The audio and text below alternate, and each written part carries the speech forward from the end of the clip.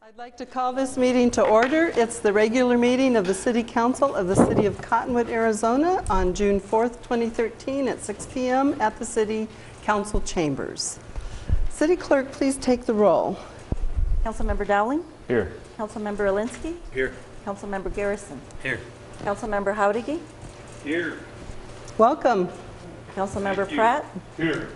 Vice Mayor Piper? Here. Mayor Jones? Here. Okay, we're all here and accounted for. Next, we'll have the Pledge of Allegiance, and let's see, Mr. Smith, would you like to lead us in the pledge tonight? Sure. All right.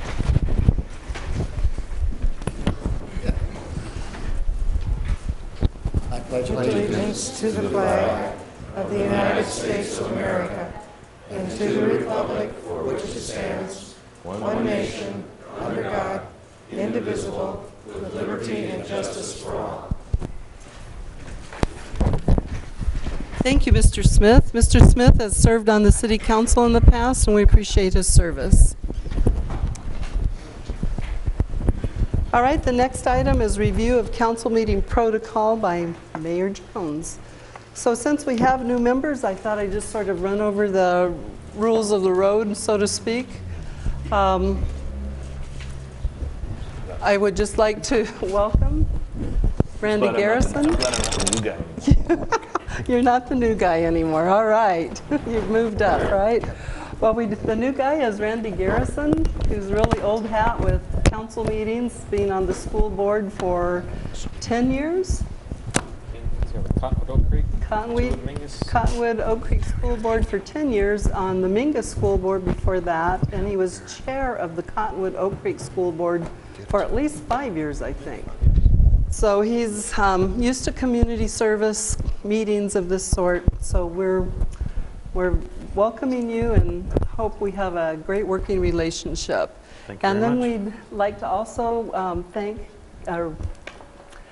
welcome Councilmember Piper, Vice Mayor Piper, and Councilmember Tim Elinsky, who were just re-elected by the citizens of Cottonwood to serve another 4 years, maybe plus, depending on how this election business that the state legislature has created, how that all turns out. And then I would also like to take this time to thank Councilmember Linda Norman, who served 8 years and just did a fantastic job for the citizens of Cottonwood. We truly appreciate all of the work that she did.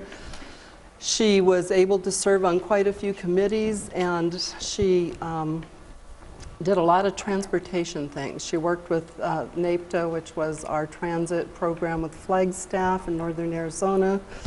And she also served as the recent chair of the Verde Valley Transportation Planning Organization. And she attended a lot of CAT functions. She also was a member of the Verde Valley Rio Regional Economic Organization. And anything else that I missed that she was involved in. So those are some big shoes to fill, and the rest of us are going to have to take up that slack. Okay, so all I would ask the council is basically when we're in the meeting to speak through the chair, which everybody knows, if you could get my attention. If we're on a topic and you've already had a chance to speak and another council member would like a chance, then let that member go first and then we'll recognize you next. And there's, besides keeping kind of order in the meeting and letting everybody have an opportunity to speak, it also helps the city clerk and the deputy clerk, who might be transcribing minutes and might not be here. They usually recognize our voices. Sometimes in the past they've had other people transcribe minutes and they didn't know us, from anyone. So if you'll give me a chance to say your name before you speak, and that'll go on the recording, and then she can pick up. It's easier for them to pick up who says what. So that's about it. It's pretty simple. We all work great as a team on behalf of our citizens, and I just ask that we all speak civilly to each other. We can disagree agreeably, which I think we've done a pretty good job of doing. We've been very respectful of each other, and I don't see that that's going to change at all. But if you disagree, please say so, because really the best policy comes out of the most diverse ideas of all the council members and the public. So the more diverse ideas and thoughts that we have that are shared, we end up coming up with the best policy. You know, it's not going to be extreme. It's going to be something that works for the most people that we can make it work for. So again, welcome everybody, and I'm looking forward to working with you these next few years. Any questions or comments or suggestions of how we can do it better for those that have been on the council a while? Everything okay? All right. The next item is a brief summary of current events by mayor, city council, and/or city manager. The public body does not propose, discuss, deliberate, or take legal action on any matter brought up during this summary unless the specific matter is properly noticed for legal action. Mr. Bartosh. Madam Mayor, council members, just a few announcements. We now have a magazine database online from our library. So if you have a library card, and I guess you have to have a PIN number, you can actually go in and look at a particular magazine or a series of magazines, which is a nice feature, and there is no cost to doing that. We also are offering a summer reading program at the library this year, and you can sign up at the library and get additional information about the program on our website. About 2 weeks ago, we hosted Operation Graduation at our recreation center for all the graduating seniors from Mingus High School, and the event went very well, no problems, and it was very, very well received. Also, our fire department is, as they do every summer, putting on a vacation fire school for young people who want to learn more about fire service and how to prevent fires. And our ever popular Safe Sitter class is also being offered this summer. So if you have young people who babysit, this is a class that has received really good reviews in terms of preparing kids to do babysitting. That's it, Madam Mayor. And to just kind of go along with that, the group that's been meeting for the Teen Center, the Verde Valley Teen Center, has decided that what we could do this year is kind of bring all of the community together and figure out what we're doing for teens in the community. So Leonard Miller and Bobby Lopez have been working on that project. Marianne Jimenez has been the chair of this group for, gosh, the past year and a half, I think. And she's done so much work, and I want to thank her for all of that work that she's done. Besides taking on the community garden and many other things, she has put a lot of time into this teen center. So we thought that, you know, we don't have a building, and we've been working for over a year and a half. When we finally get there, it ought to really be good, I think. But we thought that what we would do, and this came from Pastor Tim Hall of Evangel Worship Center and Leonard Miller, was to put together all of the things that we're doing in the community for teens and create a website where they can just go to that website and figure out, oh, what is there to do? So that's kind of our first foot forward on this project. So if there are any churches or nonprofit organizations or anyone else in the community out there in TV land or here in the audience, if you would please get those items that you're doing for teens to Marianne Jimenez, our city clerk, and she'll get them to the right people, that would be great. Council, any activities? Been pretty subdued. It's been summer, right? Okay, I haven't done as much either as usual. I did go up to Sedona to the O'Connor House Civic Engagement meeting, and Elva Kaur and Nancy Haas came up to talk to us, and Barbara Uran, our Cottonwood Oak Creek School District Superintendent came and talked, and Justice Sandra Day O'Connor, retired, has created a new program for children called iCivics, and it's free.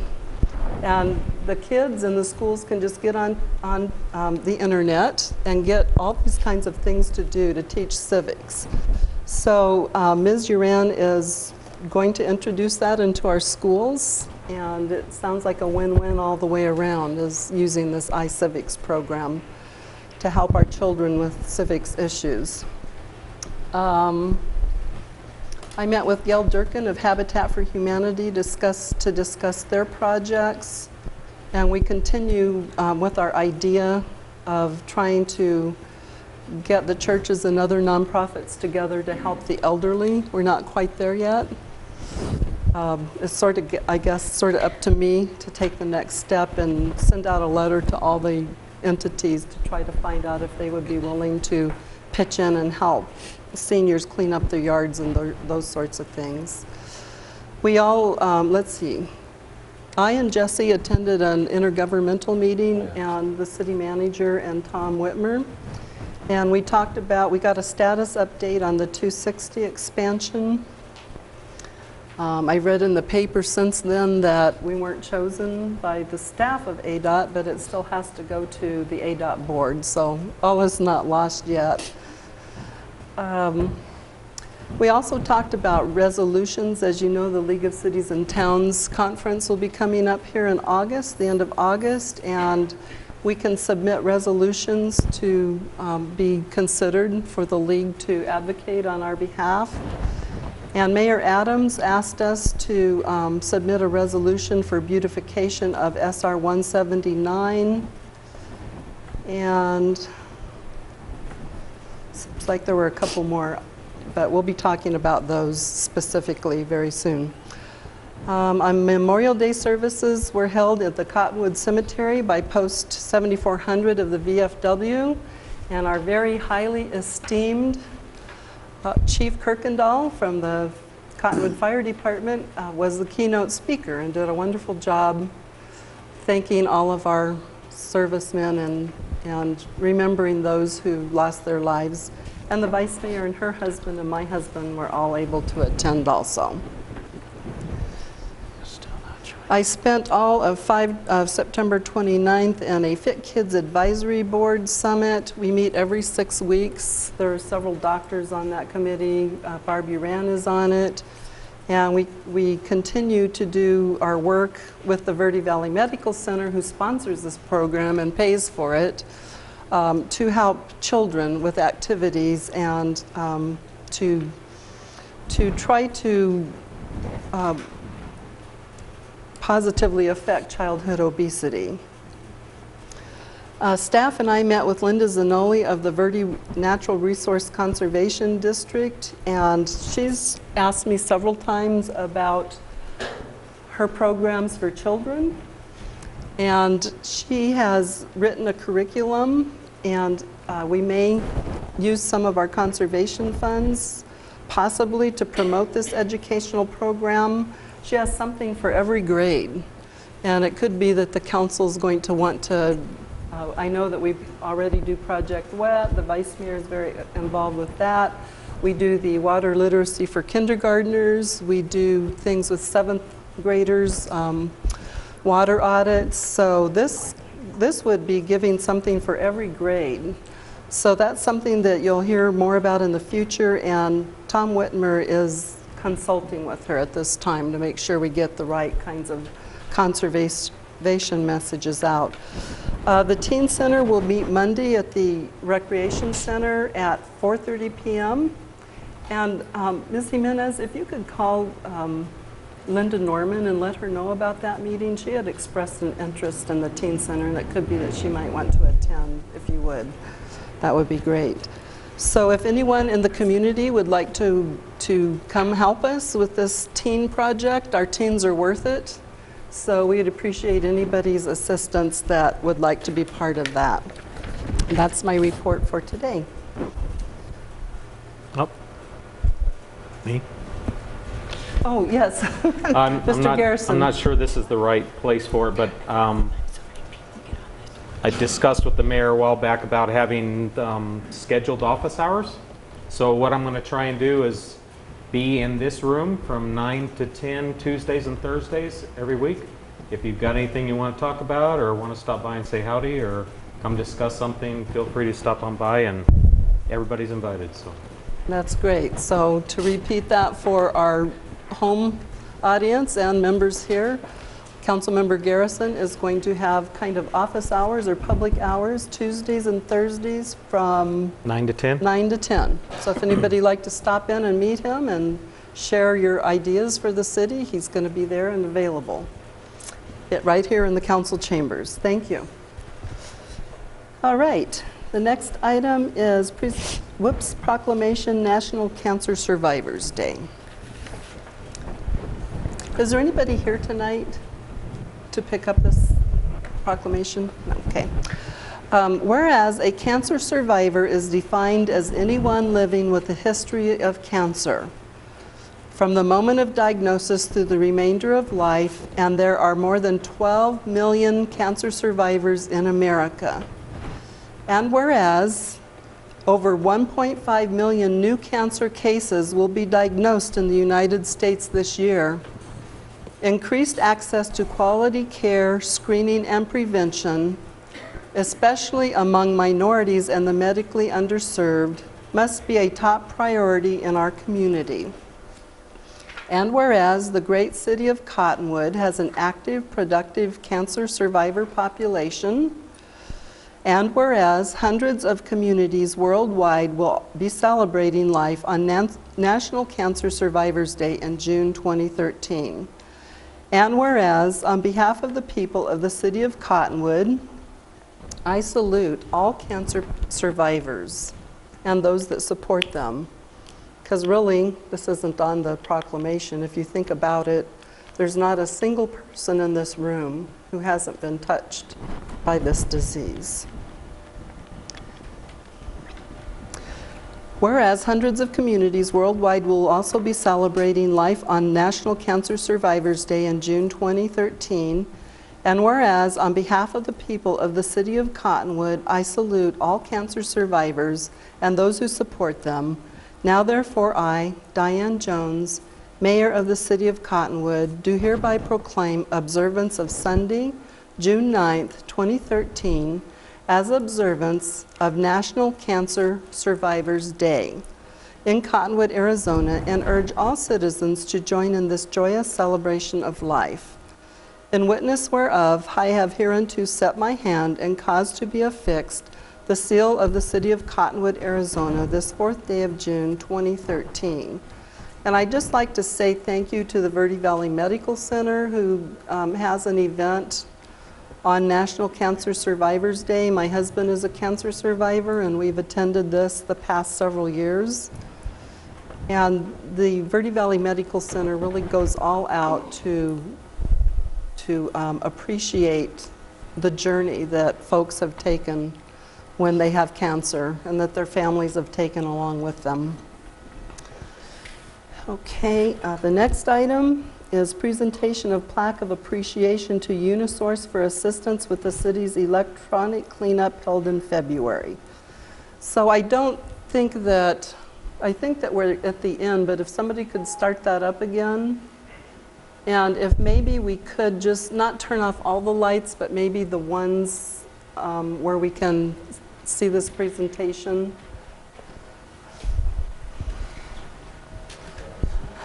There you go. So if we could just take a minute to look at these photos.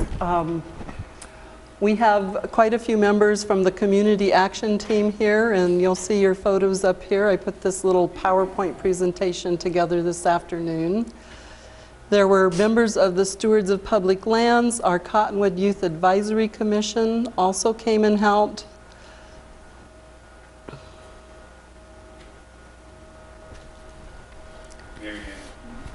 Yes, Councilmember Howdy. Do you need? Okay. There was a pause there. Can you hear okay? And would you would you let him know that we're watching a PowerPoint right now, so it's pretty quiet? Did you hear the mayor that she's showing Yes. a PowerPoint? Okay. Yes, I got that part, thank you. And you're coming in loud and clear, Councilmember Howdiggy. That's good.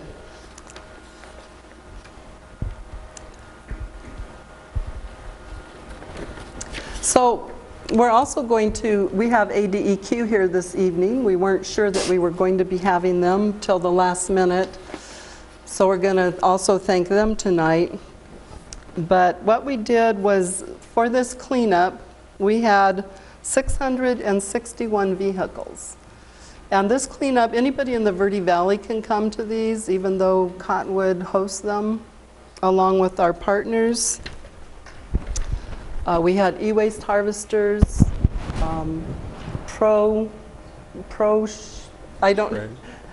Sybil, Pro Shed, Unisource, and to me that is so amazing that you get this private business in a community that actually comes and helps with these cleanups. They bring their employees, and Hector Riojos is here tonight, and he's the supervisor over this district right now. And he brought the forklift, and you'll see in some of these photos that there were some pretty big loads that he was lifting up into that truck. And sometimes they were pretty lopsided, it seemed like. But he kept it all together, and other members of Unisource were there to help out. Some of these are customers who brought their electronics in. The recycling for vehicles, Cottonwood had 281 vehicles, the county, Verde Village had 98, Clarkdale had 52, Jerome 3, Sedona 21, Camp Verde 6, Cornville 35, and Rimrock 1.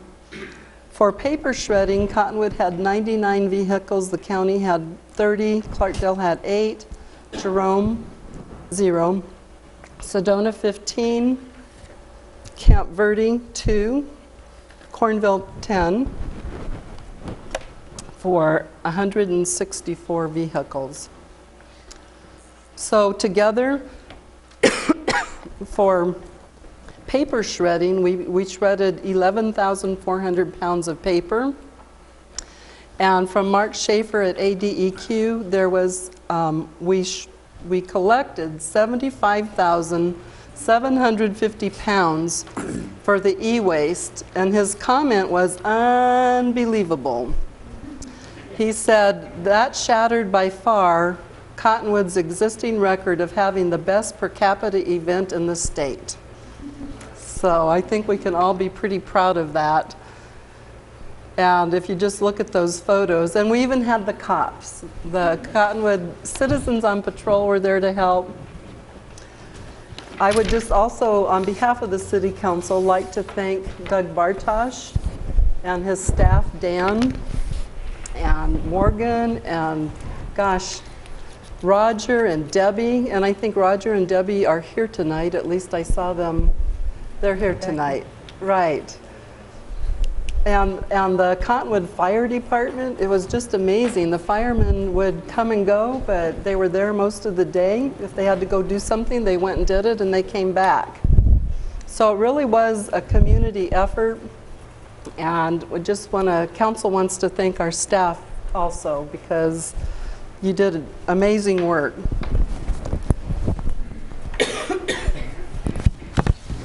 So tonight, we have a couple of plaques that we want to hand out. One is to the Unisource Community Action Team. It says, Dedicated Community Partners, Electronic Waste Cleanups 2011, 12, and 13. Presented by the City of Cottonwood, Mayor and Council, June 4th, 2013. So if we could have our Unisource folks come up. Would you like to share anything? Oh. Mayor, thank you. My name's Hector Riojas. I am the district manager for Unisource in the Valley. So if anybody needs any natural gas, just let me know. But He's got lots of it. a plug on that. Yes, I would like to thank and have our CAT folks come on up if they would and introduce them. It's Justin has been involved with this for the last 3 years, and he got to do a little overtime last year on it. So he's really dedicated to this particular event. Go ahead. And he brought his right-hand woman here, Faith, with him. And then we have...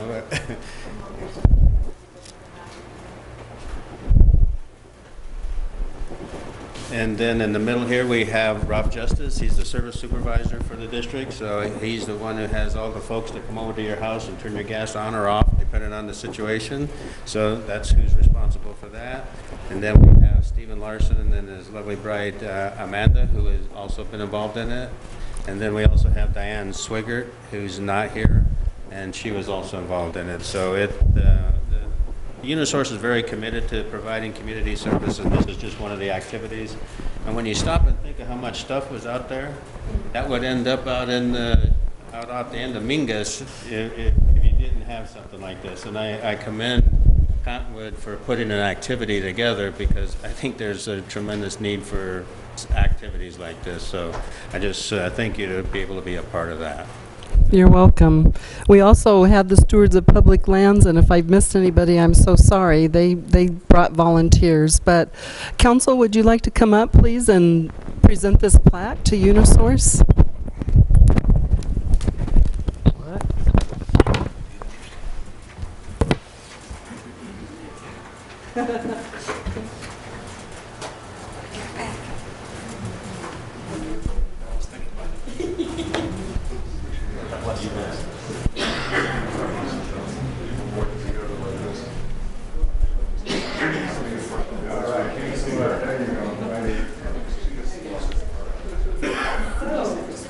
And Faith, she was the most awesome helper. Faith was there for, gosh, hours at that cleanup, and she was just right in there with all the adults hauling stuff and really serving her community. She did a fantastic job. But on behalf of the city council and our staff, we'd like to present this plaque to you.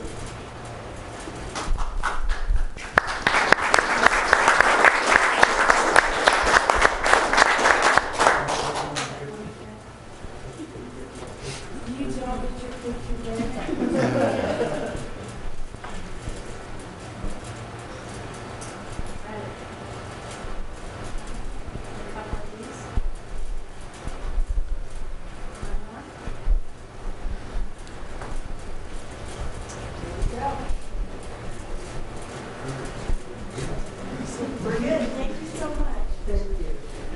We appreciate you all. Oh, this is all the photos. So yes, that was for you. You're welcome. Absolutely. Thank you. I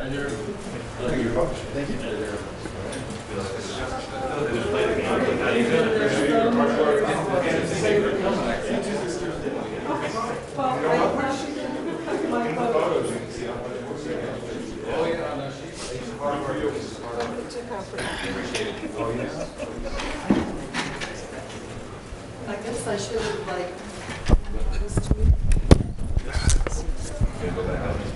Guys, do you want to come up again? For what now? For ADHDs. If you want. We'd also like to thank ADEQ, and we have Sybil Smith with us tonight, Mark Schaefer, and Sybil, they come to our events, they do the planning. ADEQ actually gets e-waste harvesters and pro shed, and they make all those arrangements, and we collaborate with them. Our staff gets a place to have the event, and gets all ready for it. We get the community volunteers, and we just have this big old partnership.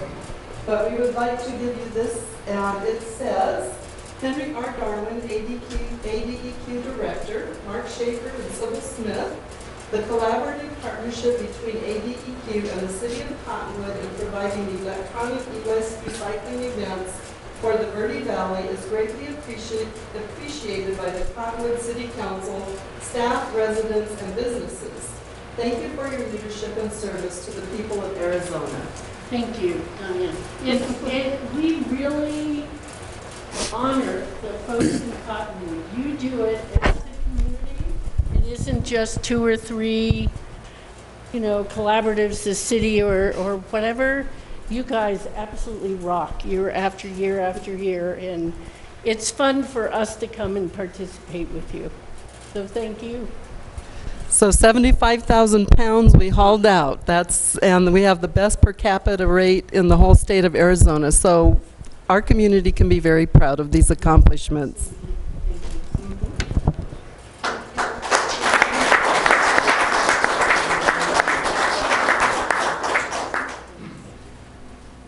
And give Mark our thanks. Oh, absolutely. And he does apologize for not being able to. That's okay.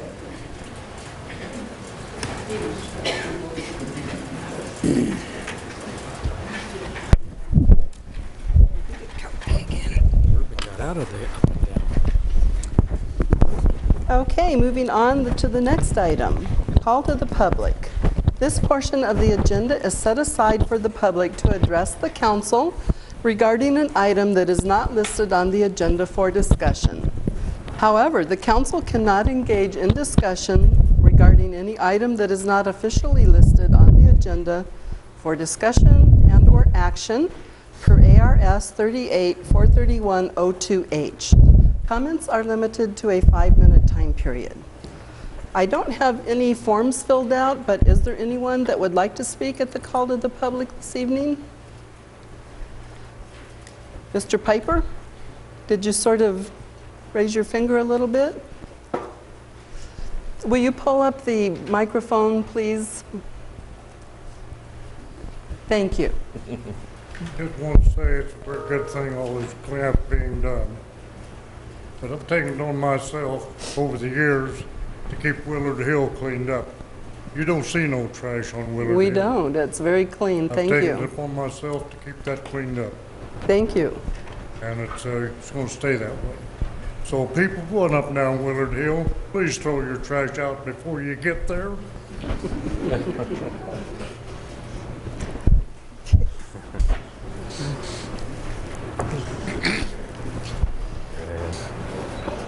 We do appreciate Fred's work because that street is always clean. So, oops. Okay, the next item, we'll close the floor to the public, is approval of minutes of the special meeting of May 29th, 2013. Any comments on the minutes? Mr. Pratt? They look good to me. All right, would you please, I'd entertain a motion? I move to approve the minutes of the special meeting of May 29th, 2013. Second. Mr. Pratt made the motion, the Vice Mayor seconded it. All in favor? Aye. Any opposed? Motion carries. Comments regarding items listed on the agenda are limited to a 5-minute time period per speaker. We do not have any old business this evening. We have a consent agenda with several items. Consent agenda. The following items are considered to be routine and non-controversial by the council and will be approved by one motion. There will be no separate discussion of these items unless a council member or a citizen so requests, in which case the item will be removed from the consent agenda and considered in its normal sequence on the agenda. Item number 1, new liquor license application and sampling privileges for Robert Larson, applicant for the Plaid Lizard located at 1028 North Main Street. Item number 2 is new liquor license application for Antonio Delgado, applicant for Evnos, Marianne? Evnos Lameki. Thank you very much. She has the perfect accent. Antonia, okay, at 454 South Main Street. Are there any items that the council would like to pull for discussion on the consent? Are there any items that a member of the public would want to pull for discussion? If not, I'd entertain a motion. Madam Mayor, I'd like to make that motion. Yes, Mr. Howdiggy. I'd like to make a motion that we approve the consent agenda as presented. Second. Okay, who seconded first? Was that you? I did second. Okay. Mr. Howdiggy made the motion and Mr. Elinsky seconded it. All in favor? Aye. Aye. Any opposed? Motion carries. New business. The following items are for council discussion, consideration, and possible legal action. And let's see, I'm trying to figure out which one were we going to move up, City Manager? It would be the transit one. Number 7, Number 7? yes. Yes. Okay. Item number 7, future of transportation services provided to county residents by the Cottonwood Area Transit System. And we have with us tonight, We have with us tonight Mr. Mike Norman, who is Director of Transit Programs for the Multimodal Transit Planning Division. okay, and we're moving this up because he lives in Phoenix, I believe. Yes, he and came all the way up also. we'd like to get him home without having to sit here all night. We have a lot of so. state representation here tonight, so it's good to Okay. have Mike here also. All So, right. Mike, if they have any questions, I'll ask you to come forward also. Okay, thank you. First off, I'd like to thank Council, Madam Mayor and Council for moving this up in that capacity. Tonight, information-wise, we wanted to bring forth before the Council information as to options and direction to staff regarding provisions of transportation services outside the city of Cottonwood. I wanted to make sure that staff also has a copy of the actual map that shows the blue route, and especially the lower end of the blue route, which identifies from Goddard Road past, which shows the county area, because our area of transportation accountability is to Goddard Road at the Manor, and then after that, basically, it entails everything associated with where the county, where we actually go into the county. Then in reality, we also have an area outside that by approximately half a mile where we do ADA paratransit access and pickup as it pertains to our demand services. So I just wanted to make sure everybody has a copy of that as we move forward here. Staff is seeking council direction tonight regarding the continued provision of public transportation services to the unincorporated areas of Yavapai County in light of the county's position on contributing toward the cost of those services, and or I guess you would say not contributing to the cost of those services.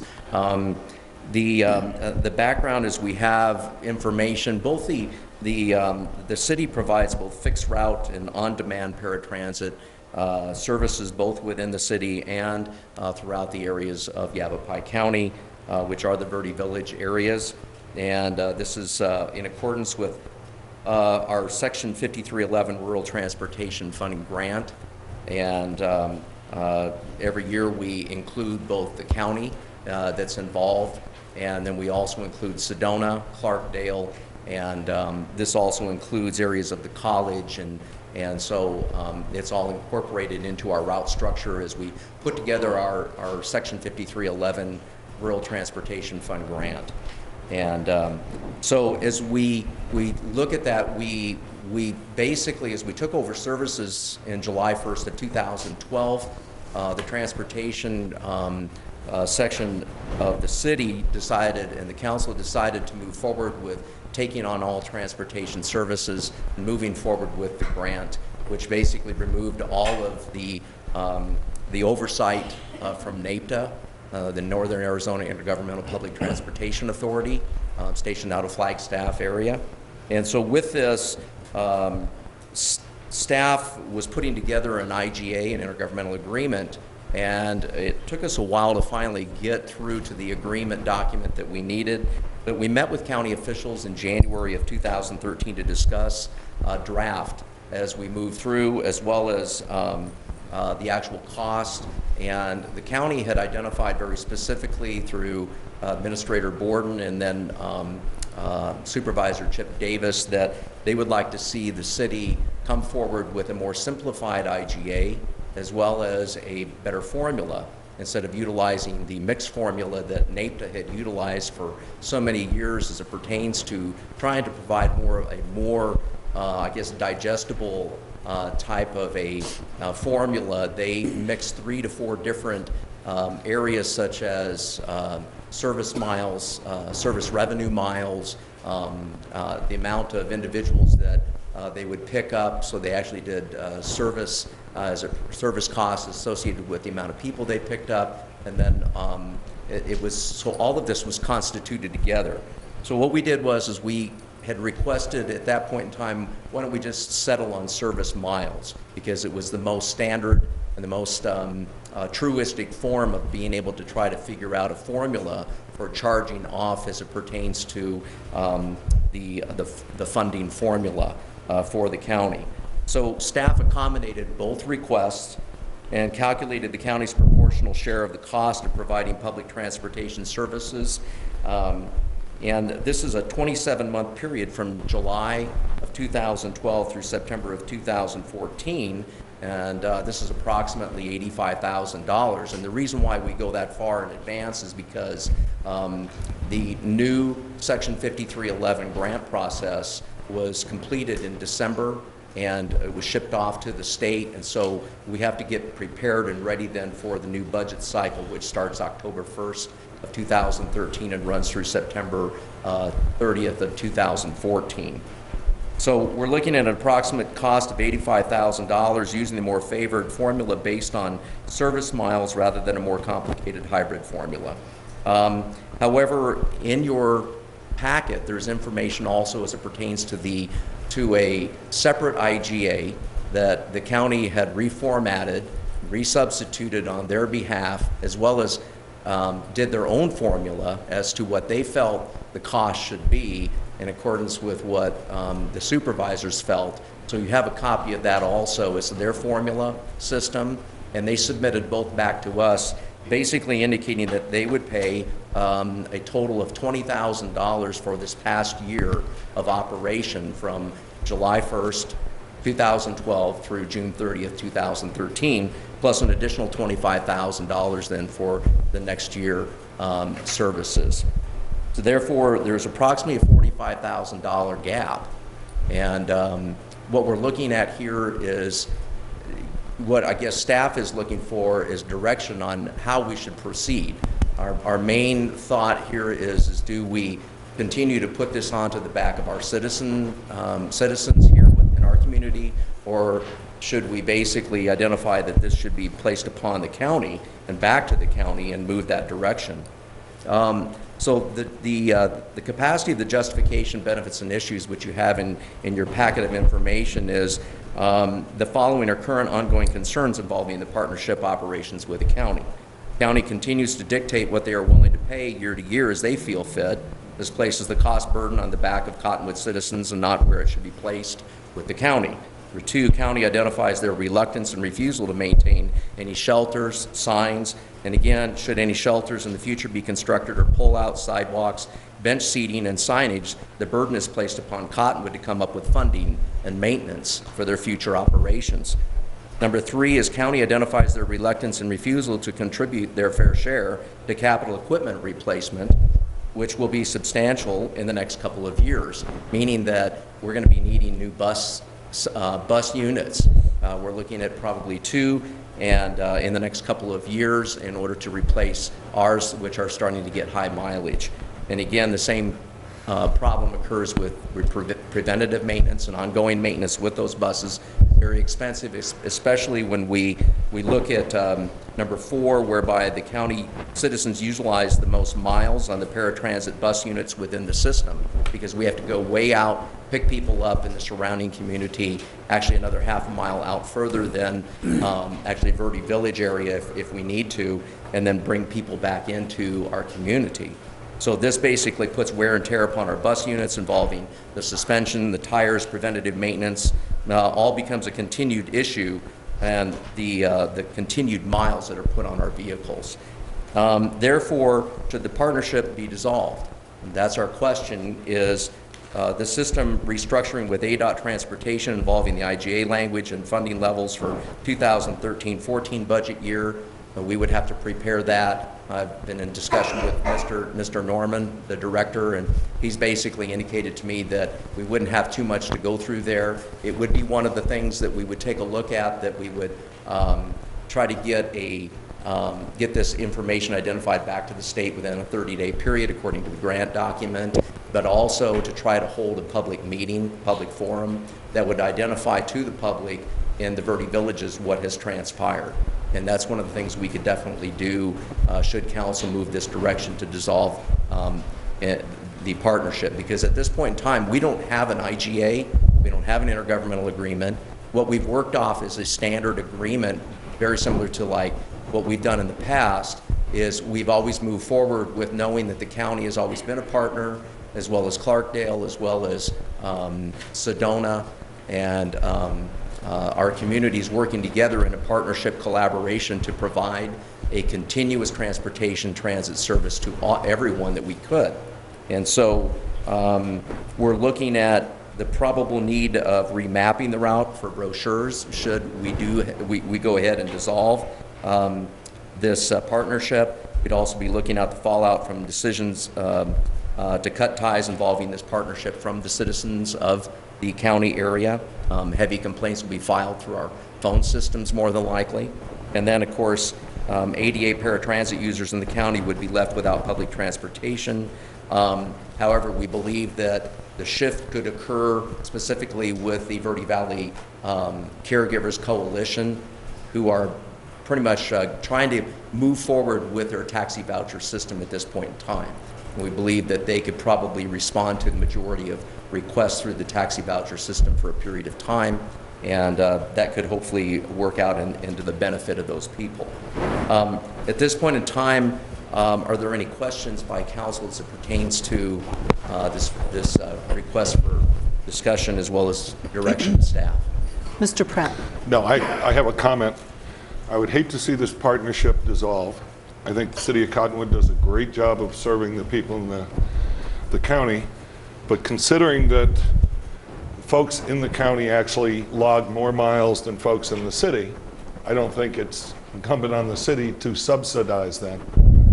I would hesitate to dissolve the partnership too quickly, but I would like to go back to the county and say, you need to step up to the plate, because we can't do it all. We serve you well, but you need to step up the plate and pay your fair share. That's what I would say. Mr. Elinsky. Is there anyone from the county present to explain their formula, how they? They were invited by the city manager. They were. We did let them know about the meeting. Did anyone come? Or maybe Richard, you know their justification for that, or you know how they base their formula, or? No, I do not understand their formula. I mean, it's beyond my comprehension. So I don't really understand where they were going with it. The one thing is, again, even if you went with revenue miles, even if you went with actually service pickup of the ridership, the ridership cost would be really close to $43,000 to $44,000 a year. The service miles are right around $45,000 to $46,000 a year. And again, we're looking in the rears scenario here, whereas we provided approximately 11 months of service into the county as a partnering operation, and they're only willing to come up with $20,000. And this is a problem. No, I understand that. I didn't know if it would be nice to hear from them, from the horse's mouth, how they came up with that formula and how they can justify it. But I would agree with Mr. Pratt. I think I don't want to rush into this too soon, and I don't think this is as simple an issue as not providing service to the county residents because the county isn't willing to pay for the full amount.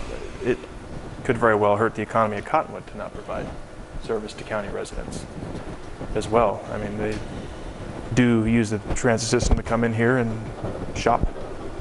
We're relying on them for that. So, I mean, this is a complicated issue, and I would hate to see that partnership dissolve as well. Mr. Garrison. I'm looking over the route, and I'm all in favor of providing services to the residents in the areas surrounding the city. But I'm looking over the route, and it appears to be heavily service-oriented instead of commercially oriented. And to me, one of the ways that we can offset the idea of supplanting the funds to provide this service to the county is the fact that, that those citizens are coming in and they're spending tax money in our stores and providing that revenue that in turn allows us to continue to create those services for them. But when the bulk of the route is going to services that don't provide any kind of tax income, to me that kind of becomes a gray area of, do we want to continue to provide access to services instead of access to needs? And you can always get into the medical needs, but I think we need to look at how do we create the income that's going to allow us to continue to provide these services, or do we cut the services back to the point that the county is paying for the services? How many routes a day could we put out to the Verde Villages for the $20,000 that they're paying us for? That's another good possibility, is to go to the county and say, with your funding of $25,000 in the future here, this is what we can do for you. Is instead of 11 trips, we would offer 4. And out of those 4, then we would also provide, this much. And well, I don't think we can dictate how much we would provide in paratransit, because again, that's federal statute and federal authority that states that once we go into an area, we have to provide paratransit ADA services into that community. So that would continue to be there. So we might even have to fall back to 3 trips a day. So it would kind of figure on how much the cost was for paratransit. That would be something in particular. And Councilmember Garrison, I know that when we've had a discussion, one thing I did find out, Bruce Morrow, who is our transportation manager, identified just this afternoon to me, he's in training down in the Phoenix area. He specifically indicated that the Guidance Clinic, being one of those groups, are paying approximately $2,000 for every 2 months, a little bit over that for services. They're picking up around 225, I think, tickets for our operations, for demand operations, and so they are paying for those trips, which is a good thing. So that's over and above the county's paying.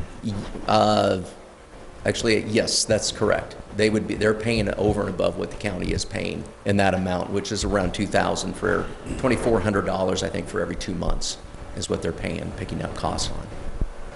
But I do know what you're saying. None of the medical community chips in or anything else. It's just that's what we do. It is part of our grant module that when we put together the grant, we identify very specifically, it's one of those things that you kind of utilize as a crown to show as the kind of the light on the hill. This is what we provide and this is what we do, and we do that in the grant, and we pretty much showcase Cottonwood by saying this is what we're providing services for, and that is service organizations, the hospital, medical facilities, et cetera, as well as all of our grocery stores, our fitness facilities, recreation facilities, library facilities. So that's one of the things we do within the context of the grant. My concern is when the buses were out, then what? If we're not full partners, which I wish we could be, then how do we buy those buses? And I know Rudy can sort of help me here, but I know that we use mostly HERF funds. Is that correct?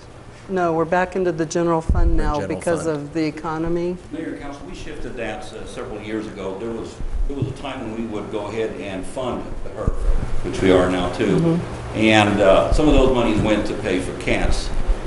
So it wasn't necessarily HERF funds. We have shifted all that cost strictly onto the general fund now. Okay. But realizing that I know that everyone says, well, we shop, we're in the county and we shop and pay for our services through our sales tax. That is a fallacy, okay? I was going to ask you, because our sales, it only provides 50% of our general fund. Correct. You live in the county and there's state shared sales tax, there's state shared income tax that doesn't come to us, it goes to the county. So they've got the advantage of coming and having services in Cottonwood, which we appreciate that they come in, they do their sales tax, but that only pays a portion of the services that happen in the county, while city residents not only contribute sales tax that they spend, they also contribute their hard-earned income and state shared sales tax back to the city. So all these county residents that make the argument, well, we live in the county and we pay our share by sales tax. Well, a portion of it. And the 40 grand, right now, we just had a meeting this afternoon about our budget constraints. We're into some real tight budget constraints, and this $40,000 will add quite a bit more of constraints that I'm going to already have to go to my department heads and ask them to cut their budgets even further. This is something that's kind of unprecedented for the city of Cottonwood. I've always been able to handle it with the first round of budget discussions. It's the first time in the 14 years that I've been here that I'm going to have to go in for a second round to try to get cut. So this is just adding to the burden on the city of Cottonwood and to our department heads to come up with the funding for this program. Thank you very much. Any more questions about the budget? Mr. Elinsky? Not about the budget. I just had another question about offering transit services in general. Have we considered charging city residents different than county residents? I think according to the grant, we would not be able to. Is that correct, Mike? Two separate different costs for citizen versus non-citizen rates. And if that's not possible, then maybe a different cost to take the blue route as opposed to the intercity route. I mean, is that an option as well? It could be that could be an option, but again, a lot of the blue route goes into Cottonwood area. So how would we differentiate? That would be a hard thing to do. Okay, but I mean, we could if we had to get creative, we could change the routes. We would actually identify the people that live within the county area, and that would be something we'd have to charge them specifically for. So that sounds, I mean, if we could do that, at least they would have a choice of riding. I mean, if we could charge enough to pay the expenses, but then what about buying buses? I don't think you would be able to pick up that amount of money from the citizens. $40,000. Yeah, $20,000 or $40,000 is a lot of money. There's no way that we'd be able to recoup that through actual ridership charges. So, Mr. Norman, you have to charge the same to everybody? Is that how it works? Well, Mayor, members of City Council, yeah, your fare structure, I think one of the questions was, could you charge a different rate for the intercity route? I think that's one that goes into Sedona. It's kind of a commuter route. You could have a separate fare for that separate route. I think the challenge you run into trying to charge different fares for whether a rider is a resident of the city or the county is just how do you tell? You know, how do you enforce that? Or it becomes, I think it'd be a very difficult fare to collect. And your fare box revenues really do make up a fairly small percentage of what your actual costs are. So I think there'd be some real challenges in trying to implement that.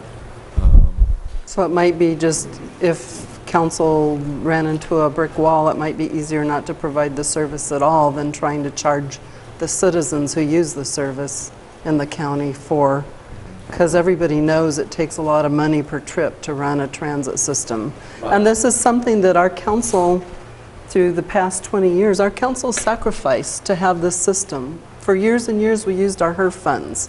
That means we could have built another street with those monies, or we could have done something with them, but we've always valued transit. And we feel that even in a small town where it's expensive, that it adds to the quality of life for our citizens. And we've extended this service outside of the city, but we can't do it by ourselves. If it can't be a real partnership with the county and their citizens, I don't know how we can keep paying for it. Well, I think that's the problem here is that when the partnership is damaged in any way, shape, or form, it causes a fracturing in the membrane of the fabric of the partnership or collaboration.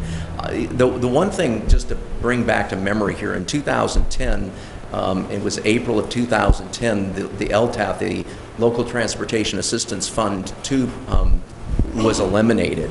And the county came to us when there was a bill of approximately, I think at that time period it was in the $58,000 to $60,000 range, and they came up with $22,000. NAPTA was informed of that at the time period when NAPTA was running and operating the CAT system and the VertiLink system. And one of the things, just for council's memory, is council decided to go ahead and give up 30 minutes of operations on pickup of the fixed route system. In other words, we were doing every 30 minutes. And in order to help assist in the partnership, Cottonwood came forward and provided the necessary leadership as it pertains to this. And the council had given direction to staff to proceed and NAPTA to proceed in order to work this out, in order to make the fixed route system a 1-hour system from a 30-minute system. We've never been able to recover since that time frame. Our losses at that time period, because every 30 minutes, the more that you fracture down the amount of time between the amount of buses that are coming to each fixed route area, the more riders you're going to actually obtain. And this is known across transportation entities throughout America. And so what we did was we injured ourselves by being able to try to partnership, collaborate, be the leaders, step forward, and offer this to the county then, when they were deficient by over 50,000 or 40,000 then at that point in time. NAPTA came forward and indicated they could possibly come up with some funding. They found the funding in order to do so, but again, it was it was piggybacked onto the blue route, and the red route had to be cut back by another 30 minutes. So it went to 1-hour systems on pickup for the fixed route services. So I wanted to make sure that council is remembering that, because you stood firm in your resolve at that time period, took the leadership responsibility, and came up with a plan. And now we're doing it again. And now the county is indicating this is what we will pay. And they're dictating once again to the city, this is how much we will pay. And not only are they dictating that, they're now dictating a formula. And this definitely is our management of the city's operation. And this is one of the things that we do very well. And again, we've had a very good relationship. We've had with the state. We've had a very good relationship with Sedona and Clarkdale. We've not had any problems. We do charge a different rate as it pertains to Sedona and that route system versus our current route systems, and mainly because again, it's a longer route. And again, it needed to be changed a little bit as it pertained to the ridership formula. We recently did that 7 months ago. So that was implemented 7 to 8 months ago. And those costs were increased. But again, it's very minimal as it pertains to ridership cost and bearing that brunt of the fare box. It doesn't make very much up. So just letting you know that, again, Cottonwood has always stood strong in the face of the storm. We've moved forward, and now we're being challenged with it again. Vice Mayor. We're elected by the citizens of Cottonwood. Our obligation is to the citizens of Cottonwood. We try really, really hard to be regional. You just showed some examples right there. The county is taking care of county residents. They're doing what they have to do for their county residents. I think our council and our city has to be responsible for our residents, and we need to take care of our residents. If it means severing, I'd hate to do it too. It's been a long, hard ride for all of us. We have sacrificed a lot, but our obligation is to the citizens of Cottonwood. And how many people in the city want to continue to subsidize people in the county that have over and over let us know they don't want to be part of the city? They want to utilize our services, and it's nice that we were able to do it. But with these hard times, now if Rudy has to go back and ask them to cut some more, that's going to hurt our services in other areas. And I really personally don't think it's fair. Mr. Pratt? Yeah, as I said, I hate to see the partnership, end. However, I hate to see us capitulate just to keep the partnership going and affect, as I agree with Vice Mayor, affect the citizens of Cottonwood. I think we need to go back to the county and say, you're dictating the route is not acceptable, the charges. Here's what you need to do. So I really think we need to go back to them and say, step up. We've served you well. We've been more than generous. but you need to take some responsibility on yourself to help us run this service. We cannot eliminate things that we need in the city just to serve people in the county. The county needs to step up. Mr. Dowling. Just a couple points. Well, we have Mr. Brown here, is it? Norman. I'm sorry? Mike Norman. Sorry, I'm confused. Is this situation precedented? Statewide, do you have other places where counties are shortchanging communities? Yes, Mayor, Councilmember Dowling. Yeah, this is, it's not unprecedented. And just to, I think the situation you have here is reflective of the economic hardship that the state has been under and the country for the past several years. Many of our rural transit operators have had to make pretty substantial cuts in their service due to the loss of the LTAF2 funding, which had a tremendous impact on the ability to provide the local match funds for the federal funds. And so this is not an unusual situation in terms of having to look at the resources you have available and what your partners can provide, and then look at what kind of service you can afford. So that said, I used to work for the city of Chandler in the Phoenix metro area. I was the transit manager there.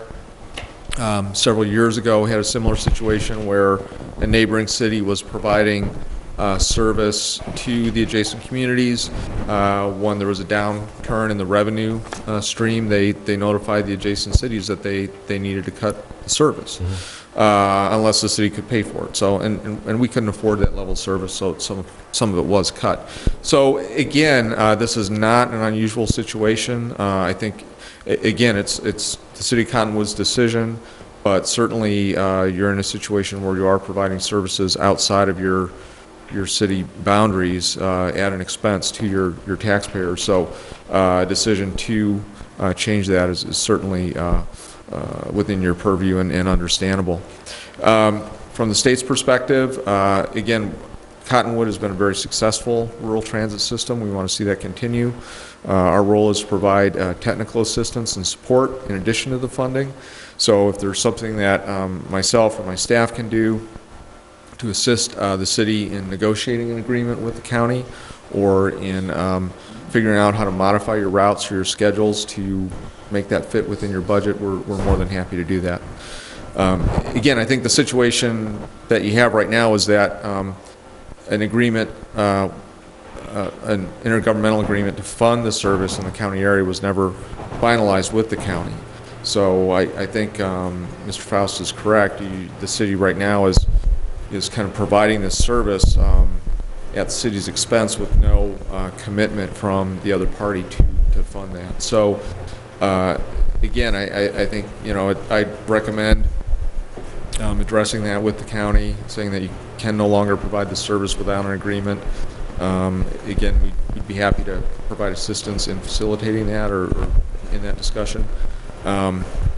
But certainly I think you're well within reason to reduce the service or cut the service that's outside the city limits and isn't being funded.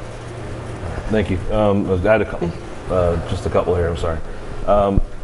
Along that line, I think it would be, because I had the same thought myself as well. Do the citizens outside, are they contributing enough to cover the cost of what it would take to subsidize that system? And I think that, I know we probably have identified that is not the case, but I'd like to maybe get some solid numbers on that if it's possible to do, just so we can say, here's the percentage that is covered or is not. So we have a solid foundation to work on with that argument.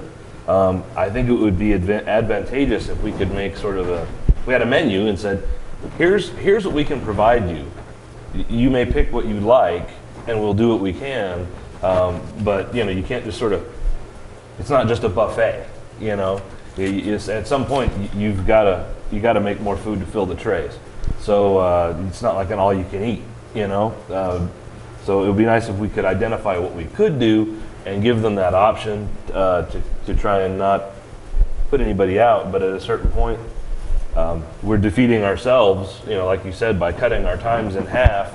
We're actually cutting ourselves off at the knees for revenue opportunities by reducing that.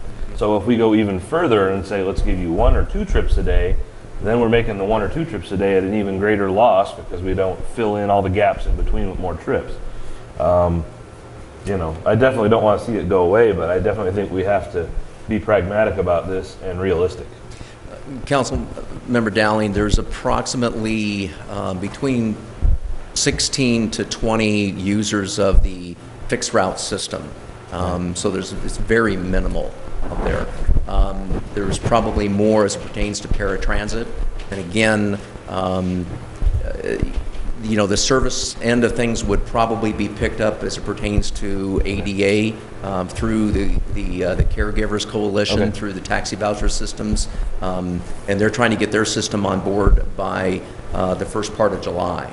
And so that's probably a direction it could go. It would take care of that area there to some degree. I don't know whether it would take care of it all the way if we were to cut services, but I think that it could handle a lot of it. But again, the actual fixed route service would suffer the most. But then again, you're looking at probably between, you know, the 16 to 18 or 17 to 20 people that use the system on a continuous basis. Not to belittle 16 to 18 people, but that's a whole lot of miles covered for that small of a pickup. So that's what I'm trying to identify also. It's very that's small. a good number. I'd like to know that number so we have an idea of what we're dealing with. Madam Mayor? Yes, Mr. Bartosh? Just a point of clarification, and maybe Mr. Norman can help me with this too, is the money we do collect is part of the revenues that go to support the system. And from what I understand, what I've been told is that if you raise the transit fees to use the system, that's figured into the grant process, to where if you're making this much more money from fees, then your grant award is generally reduced by that amount. And is that correct, Mike? Mayor, members of City Council, that Mr. Bartosh is correct.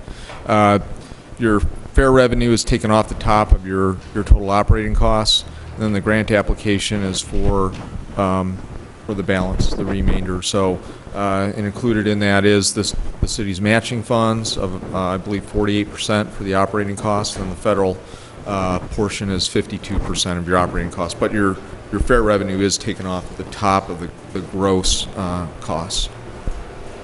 Okay. And Madam Mayor, also if I can maybe provide a little bit of a county perspective here, because as the mayor indicated, I did send an email to Supervisor Davis and his assistant, and they did write back and appreciated the information, and I gave them the possibilities, the options that the council could including discontinuing the service.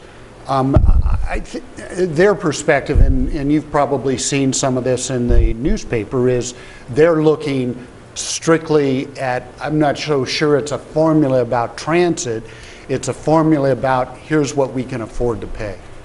And you know, this is it. It's not that we necessarily don't want the service, it's in the context of other priorities in our budget, this is what we can afford to pay.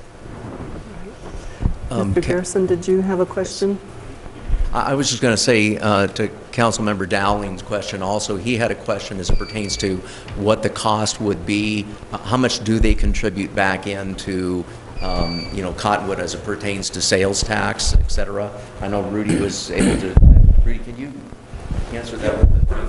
Briefly, to make up those $20,000, those 20 individuals would have to spend an additional $33,000 in Cottonwood proper to make up the $20,000. That's 20 individuals at $33,000 of expenditures that are taxable inside Cottonwood. Just my thumbnail math tells me it's about $2,125 a year per person to take 20 people, you know, per person to move somebody back and forth and on that route. Then, if we're looking at 85,000 divided by 20 divided by 2, a yearly cost per person is $2,125 for that. That just, when I get down to that number, it just seems kind of steep. Transit is expensive. Yeah. Mr. Garrison. Is your office? It seems like we've got a breakdown between two ideas of the rules that we want to play with when it comes to funding this. Is is your office capable of moderating a discussion between the county and the city in order to see if we can at least get everybody back on the same set of rules to decide what's fair and what's not fair and what they would fund? Secondly is, I really like that the city is capable of providing transit services on top of a lot of the other things we do, but when you've got one section of the population that's starting to harm the ability for us to provide those services for the rest of the population, that becomes troublesome. And I don't want to cut those people out, because a lot of the community that lives out in those boundaries is maybe not as mobile at coming into the city as somebody that lives just down the block from a grocery store or the hospital. But you know, it has to be equitable, and we can't harm the ability for us to continue to service this system if we're going to be losing that kind of funding with it. So, Mayor, members of the City Council, certainly given the experience we have working throughout the state with, we currently have 22 communities that have rural transit systems that we fund. In addition to my experience over 20 years in the transit industry, yeah, we'd be happy to facilitate a discussion with the city and the county to see if there is a middle ground or solution that would work. It sounds like, as Mr. Bartosh explained, the county's situation is they came back with what they're able to afford, so maybe we just need to look at that and say, well, what kind of service could be provided with those resources, and it's probably not the existing fixed route as it's structured plus the paratransit. So we might want to look at how that's functioning. That's part of the technical support we can provide. If we don't have well, actually we do have some very good planners that could look at that service. If they're not available, we also have the ability to bring in a consultant to look at that and develop some recommendations as well. But yeah, in our role as the grant administrator and in providing technical support and assistance, we'd be happy to meet with the county and the city and see if we can look at what the situation is and if there's a compromise or a solution that would work within the funding limits that the county has and with what the city can do. Mr. Linsky? I can't speak for the county, obviously, but from their perspective, it seems like, you know, if there's truly only 16 to 20 riders that are utilizing that system, then $20,000 is pretty generous on their, you know, from their perspective. So I feel like they're not saying we're not giving you anything. They're saying this is what we can afford. So I feel like we should, you know, come up with like Jesse was saying, you know, a list of options for the amount of money that you can't spend. So I just feel like if we were to cut the service altogether, it would be so much more difficult then to reinstate it. Once, you know, if the economy gets better and if things move forward, to reinstate this and get another agreement with them, I think would just be very difficult. So I feel like we should at least recognize that they are willing to come to the table with something and try to work with that. Hopefully, you know, through mediation services with you would be great. And I find it nuts that we don't have an agreement with them. I have a question about that. So we have no official agreement with them. What about liability? It's a good question. Liability?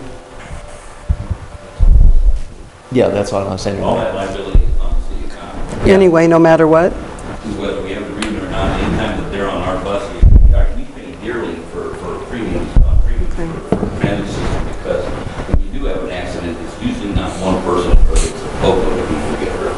And anytime that anything happens on our buses, we carry the full liability, not the county, not Parkdale, or Sedona, depending on where it happens. But we carry the full liability anytime something happens. So if someone from the county were injured, say another driver from the county hit our bus, and there was a county bus person that got injured, we would be liable for everything.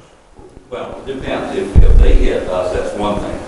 If our bus driver is the one who causes the accident or them, then yes, we take full responsibility. Now, also under state law, if that other person who hits us is underinsured, then our insurer has coverage above and beyond that with quite a sizable amount, so then we would take anything above their current liability, the other person's current liability coverage. So part of the $20,000 or the $80,000 that we need, the $80,000, part of that is that insurance premium then? Sure, that's, yeah. Okay. So, so liability.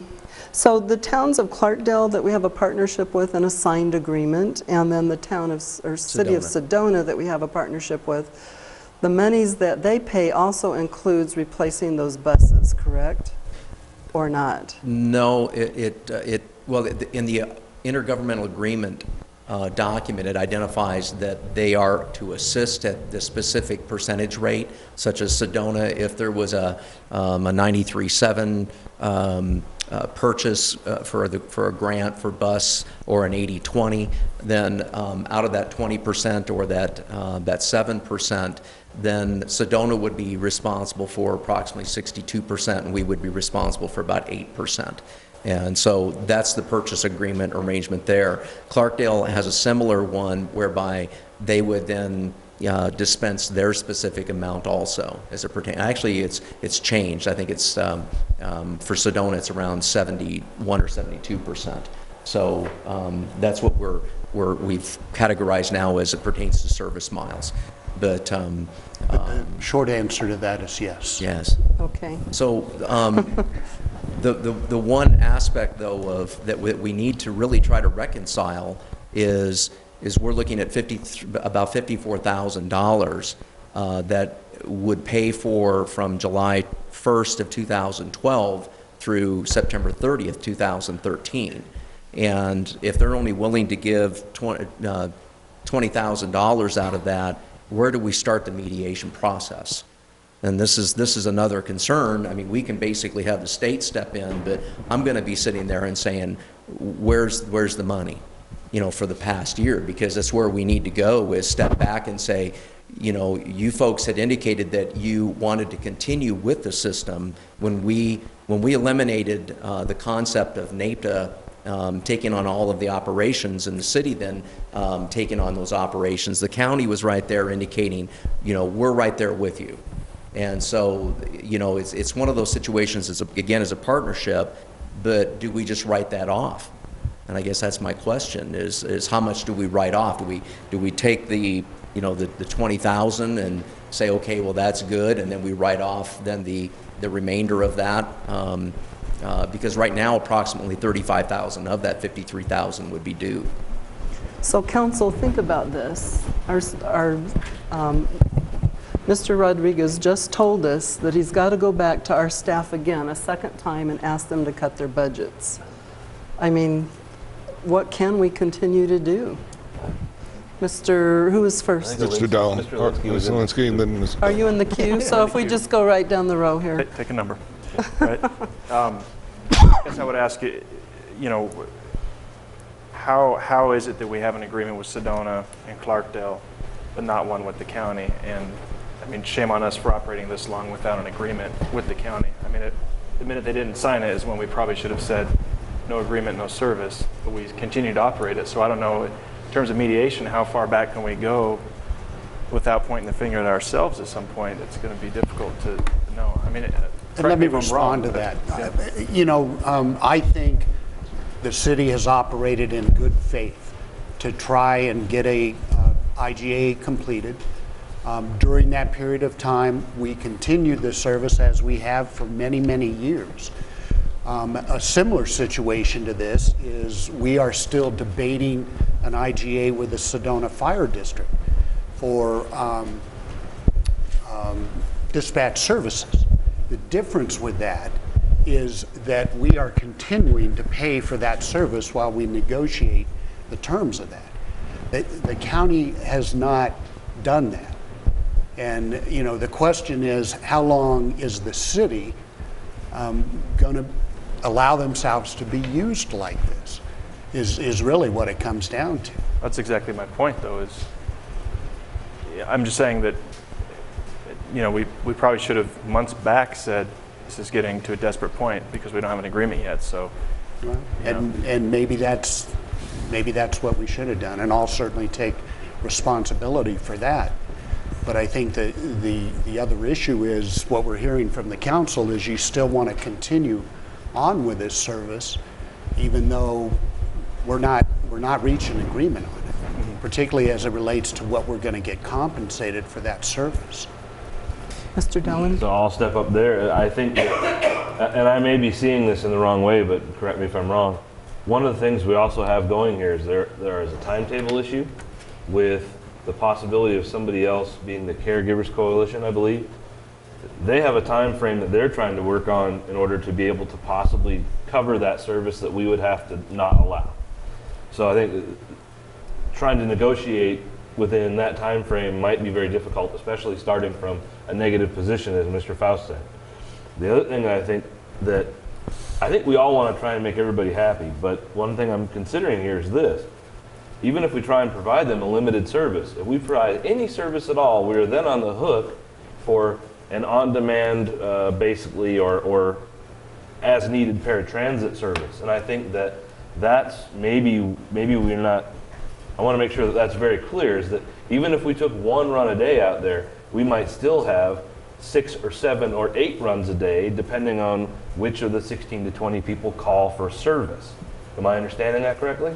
So that at some point, trying to offer even the most minimal of service is going to kick us right in the butt by having a drive all the way out there in a 20-passenger bus for one person. And that just is ecologically unsound, financially unsound, and doesn't seem to make much of any sense, even in trying to take care of everybody and make everybody happy. This just looks like a catch-22, and we're trying to catch it, but I think it's going to smack us in the face no matter what, but we have to try and be responsible to the people that are funding this.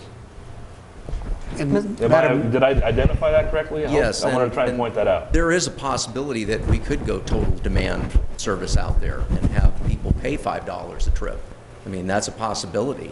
I do know that if you reduce fixed route services down to 2 trips in the morning and then maybe 2 late in the afternoon or whatever, when you look at the maximum potential as to when these people are riding, you're going to lose probably 50 to 60% of those people, so you're going to be cutting that down to probably 4 to 5 people that are going to utilize the system totally.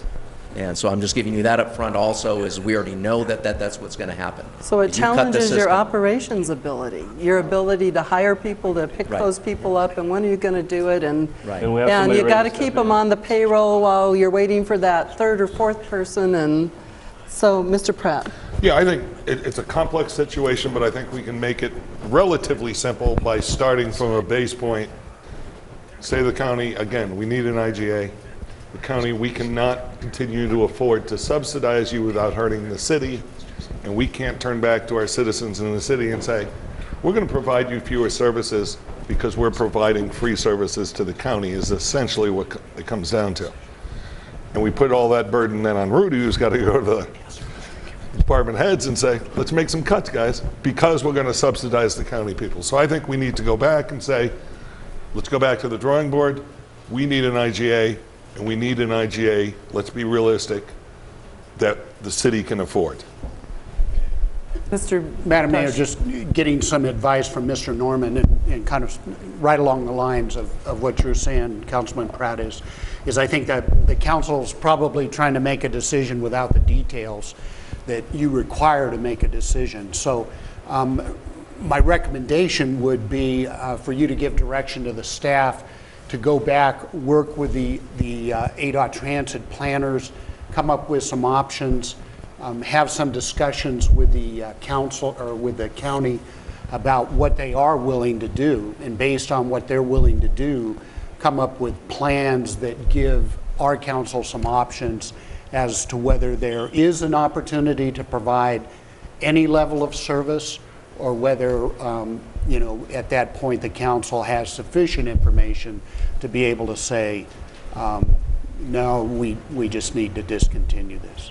And some of the county's perspective is exactly what Councilman Dowling was saying. For the amount of people that are serviced, is the cost really worth it?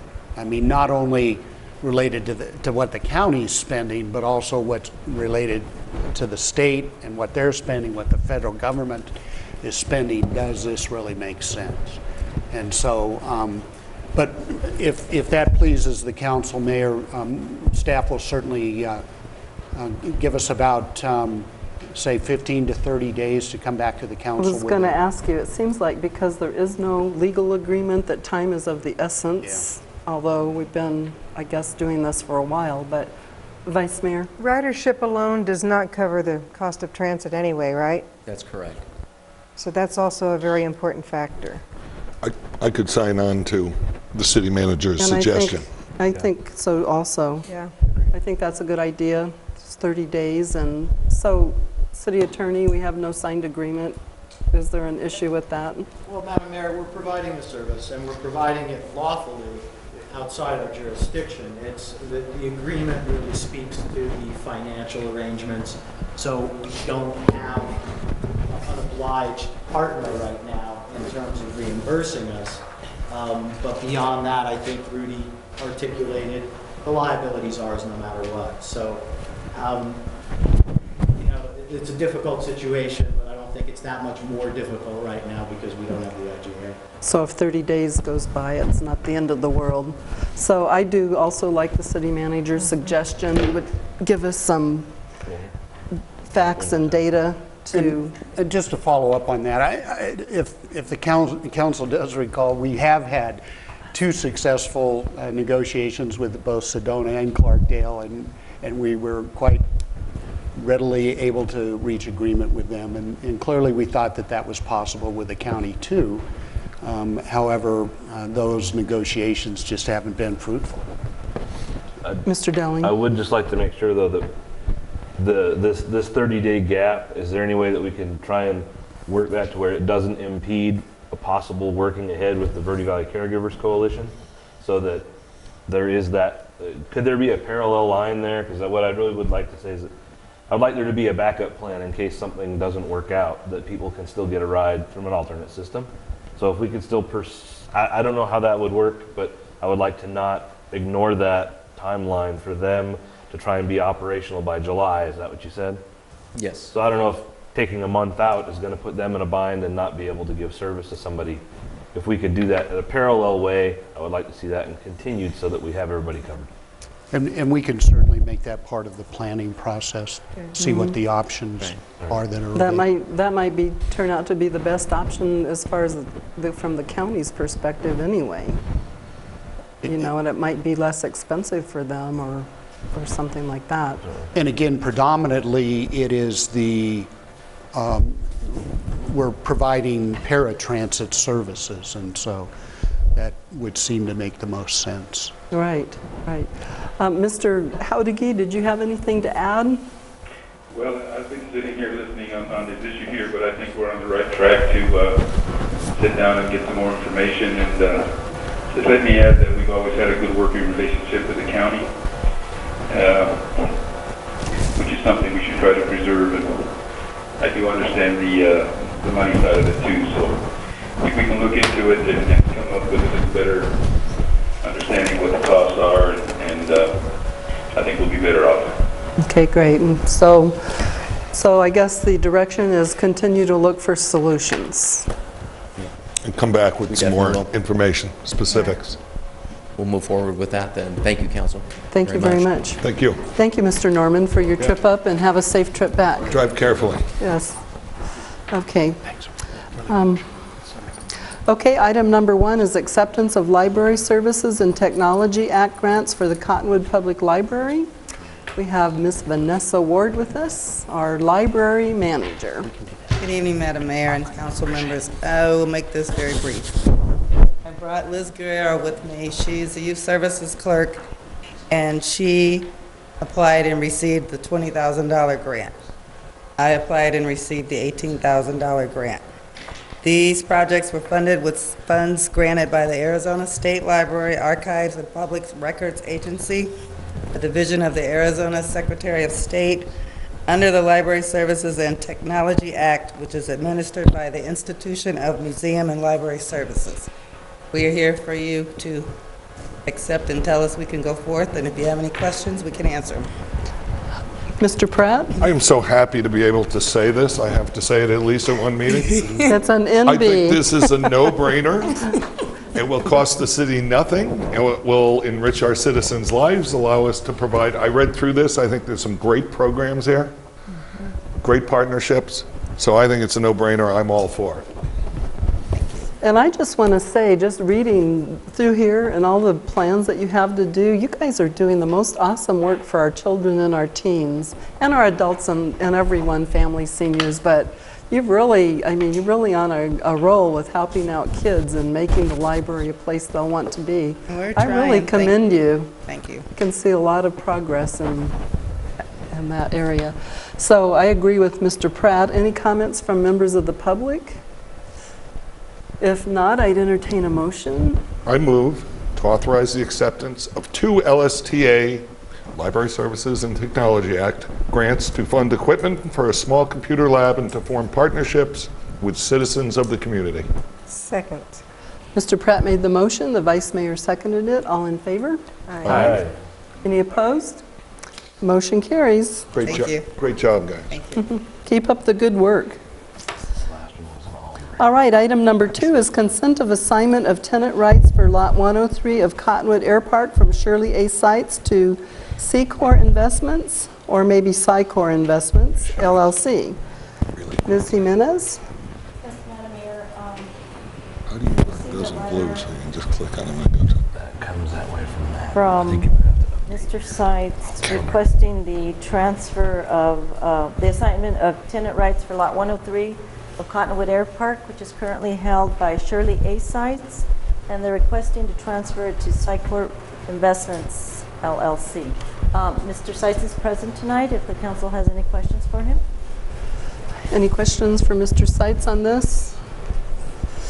I did see that it listed all of the agreements, gosh, back since 80, was it 83? Yes. And in item C, the ground lease, it kind of lists all the subleases, and it's been 27 years, well, no, about 30 almost, 30 years this year since that agreement was created by your father and other members of the community, as I understand it, working on trying to create economic development for that area. Did you have anything to add, Mr. Sites? Any plans?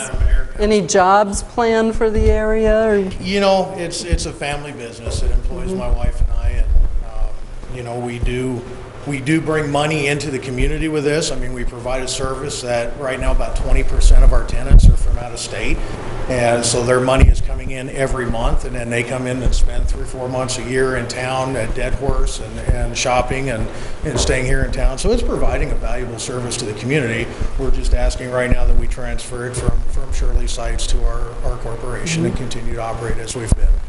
And how do you pronounce your corporation? Sycor. Sycor, okay, Sycor. Any questions or comments from the council? Comments from the public on this item? If not, I'd entertain a motion.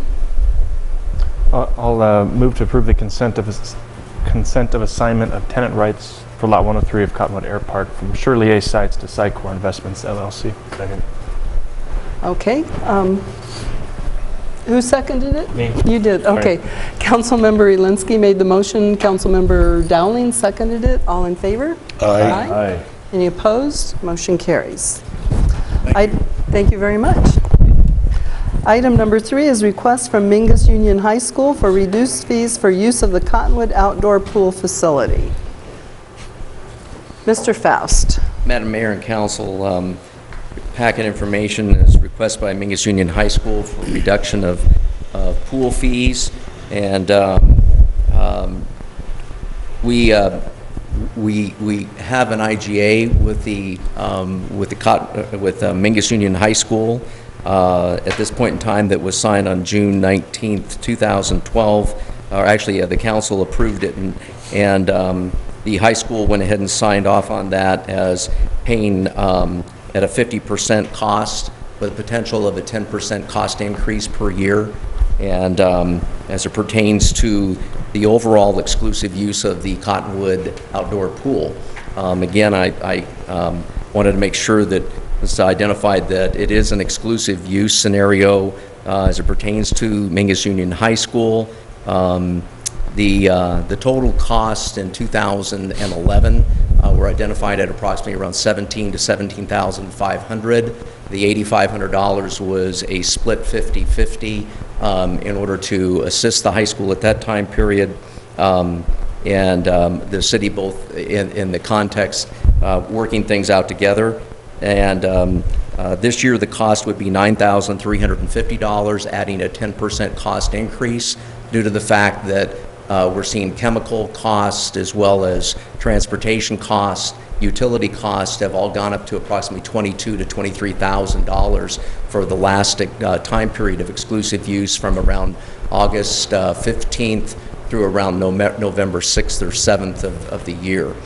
So these costs are going up, and we have a request from Mingus Union High School to pay $5,000 to the city for the exclusive use of the pool facilities.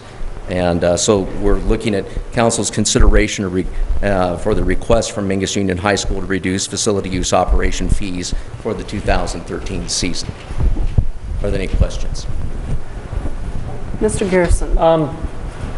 One question is, how does the Parks and Rec Commission view this ask? The commission at this point in time is 100% that the 50% should be obtained from Mingus Union High School. Yes, that's. Are they comfortable with the 50% split? No, they're feeling that there should be a full responsibility on the behalf of Mingus Union High School. Okay. $9,350. No, that would be approximately $22,000. And that would be for exclusive use for the time period? Yes, that would pay for the entire period of time that is used, which is approximately 1,155 hours of use, which includes all chemical costs, all utility costs, all water costs, all sewer costs, etc. So it's exclusive use of the pool during those time frames. Mr. Elinsky? I feel the same as I do about when we discussed the Clippers. I really think the city of Cottonwood needs to start charging accordingly for what we provide. And again, if $5,000 is what they have to spend on it, then we can apply the same formula as we're considering with the county, which is for $5,000, this is how many days we can operate that pool. Mr. Pratt. Yeah. I think this is a different issue than with the Clippers. With the Clippers, there was what I call it a quid pro quo. We got this for that. They actually were doing spending money renovations. This one, I don't see that happening. So I think this is different, and I would be less reluctant to allow them to agree to this, to agree to their play. Because again, we're hurting the city, and we're hurting our citizens. Mr. Garrison? I've got a question for Mr. Waddle. Does the swim team have a booster organization like the football team does? No. They have. Would you, Mr. Waddle, would you please come up to the microphone? Thanks. Thank you. I'm Kirk Waddle. I'm the finance director for the school. They do, but it's not like the football team that directly funds the operation. The $8,500 Mr. Faust refers to comes out of our general fund. They do collect tax credit fees, but they're just enough to pay for uniforms. That's the financials. We'll simply have to evaluate whether to sustain the program or not. And unless we want to update the IGA to include the cost of our facilities. But at this time, I've recommended we do not want to charge for the use of our facilities. We're just trading tax dollars. Well, it seems like two things. One is it seems like maybe a booster club is in order for them to continue that endeavor. I mean, the football team does it, the different sports organizations do that to help offset the general budget, because I understand the budget from your side also. But I think the city, up till now, you bring up the point of sharing. I think the city's been very, very open to sharing and covering expenses. I mean, we just covered the expense of the rezoning for that property next door, which really won't bring any money into the city. And it was a direct cost. I mean, there was hard costs associated with doing that in order to facilitate you guys moving forward with your group, your funding moving forward, and providing for the students for the future. So I think the city's been very fair in working with you. I think what was paid for grad night the other night, to the use of the rec center. The Operation Grad community brought about $600 and runs us about $1,200 to operate for Operation Grad. So I think the city's been very fair in working with the high school. I think it just gets to a point where we just can't continue to fund private events, and the swim team is a private event. And I think the city wants to support the schools, and they do a great job of supporting the schools, but the schools, not necessarily a singular portion of the school. So I think maybe the plan would be to step back and talk to the swim team and see if they were interested in coming up with their own booster organization that can take on the responsibility, as the Cottonwood Clippers have done, of raising those excess funds so that they can help cover the expenses to make it more equitable between the two divisions. We incur a lot more expenses than the Clippers, but we're in full agreement with that. I mean, I work with Rudy a lot. We just will need to evaluate this, and we did have that discussion. I wasn't personally in it, but they rejected the idea that the cost wasn't a real big discussion. It's just beyond what they've been able to raise.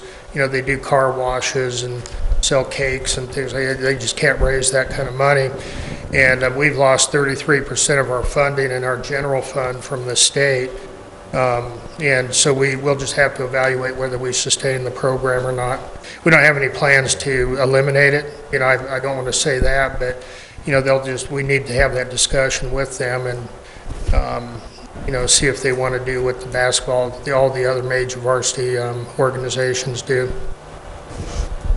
And I too think that from what I've read, that sharing it equally would be what I would choose. That would be, we'd still be donating many thousands of dollars to ensure that our kids can swim.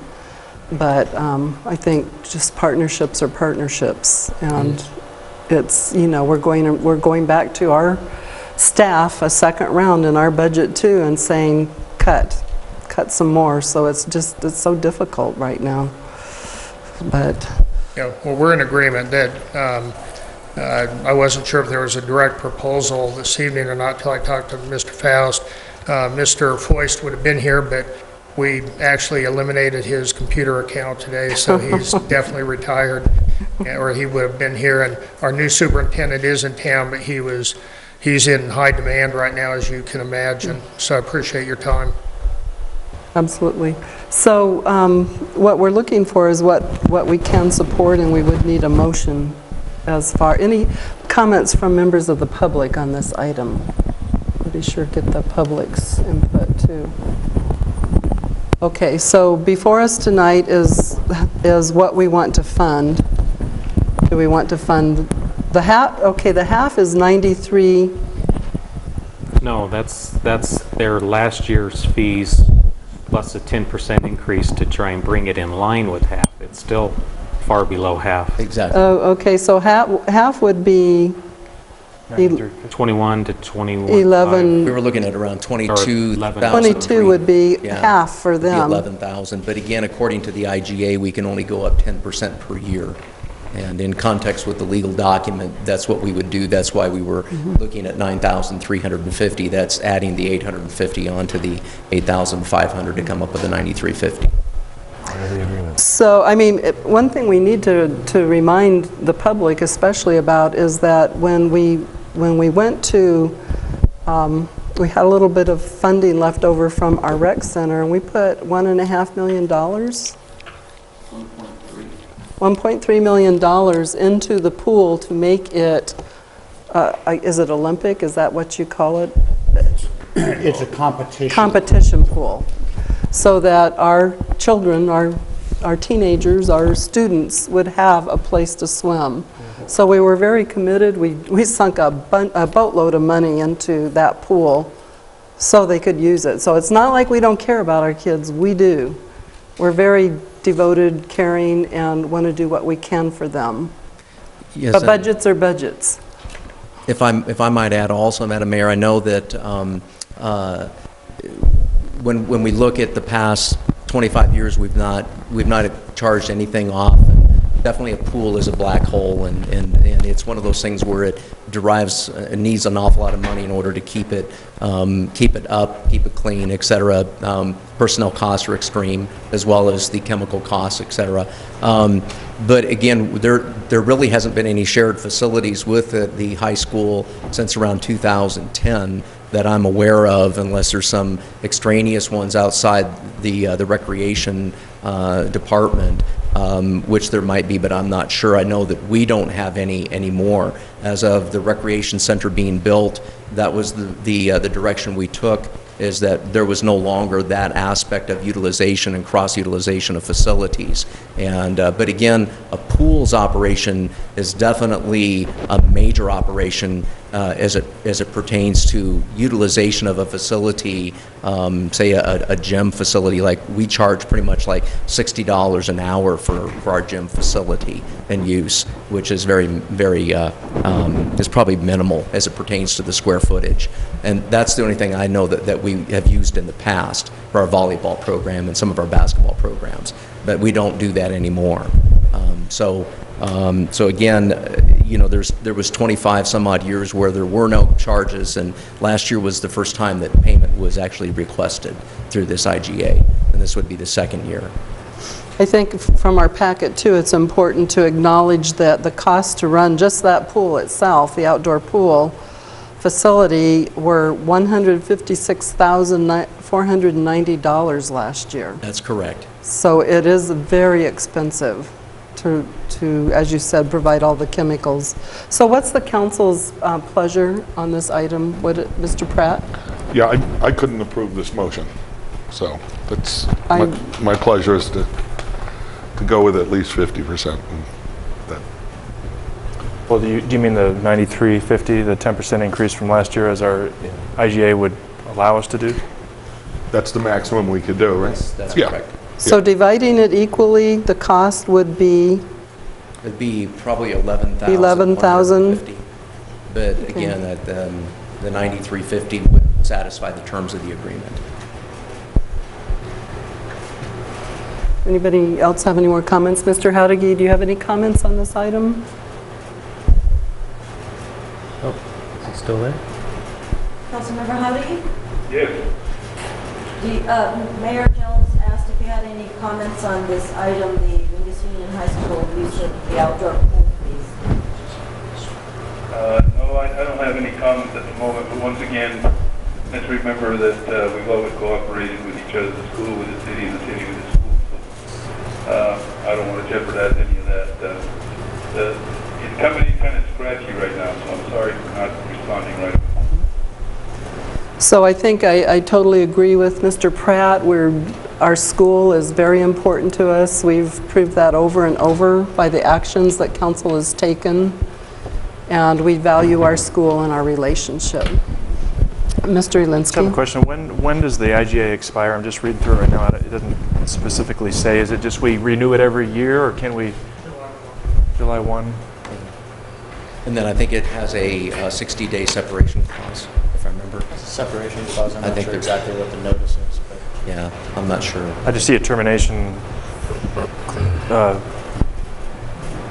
item here. I guess my question is, if we do want to review it in the future and make changes, how do we do that? I mean, instead of just incrementally 10% every year, it seems like we're still not recovering 50% of the cost. So at what point should we review this document and make changes? We can do that, fairly quickly then. I mean, if council would like that, that's something we can definitely do. We can bring it to the next council meeting. And, I'm sorry, Madam Mayor, Mr. Elinsky, if whenever both parties to an agreement decide to amend it, you can amend it. Okay. Mr. Garrison?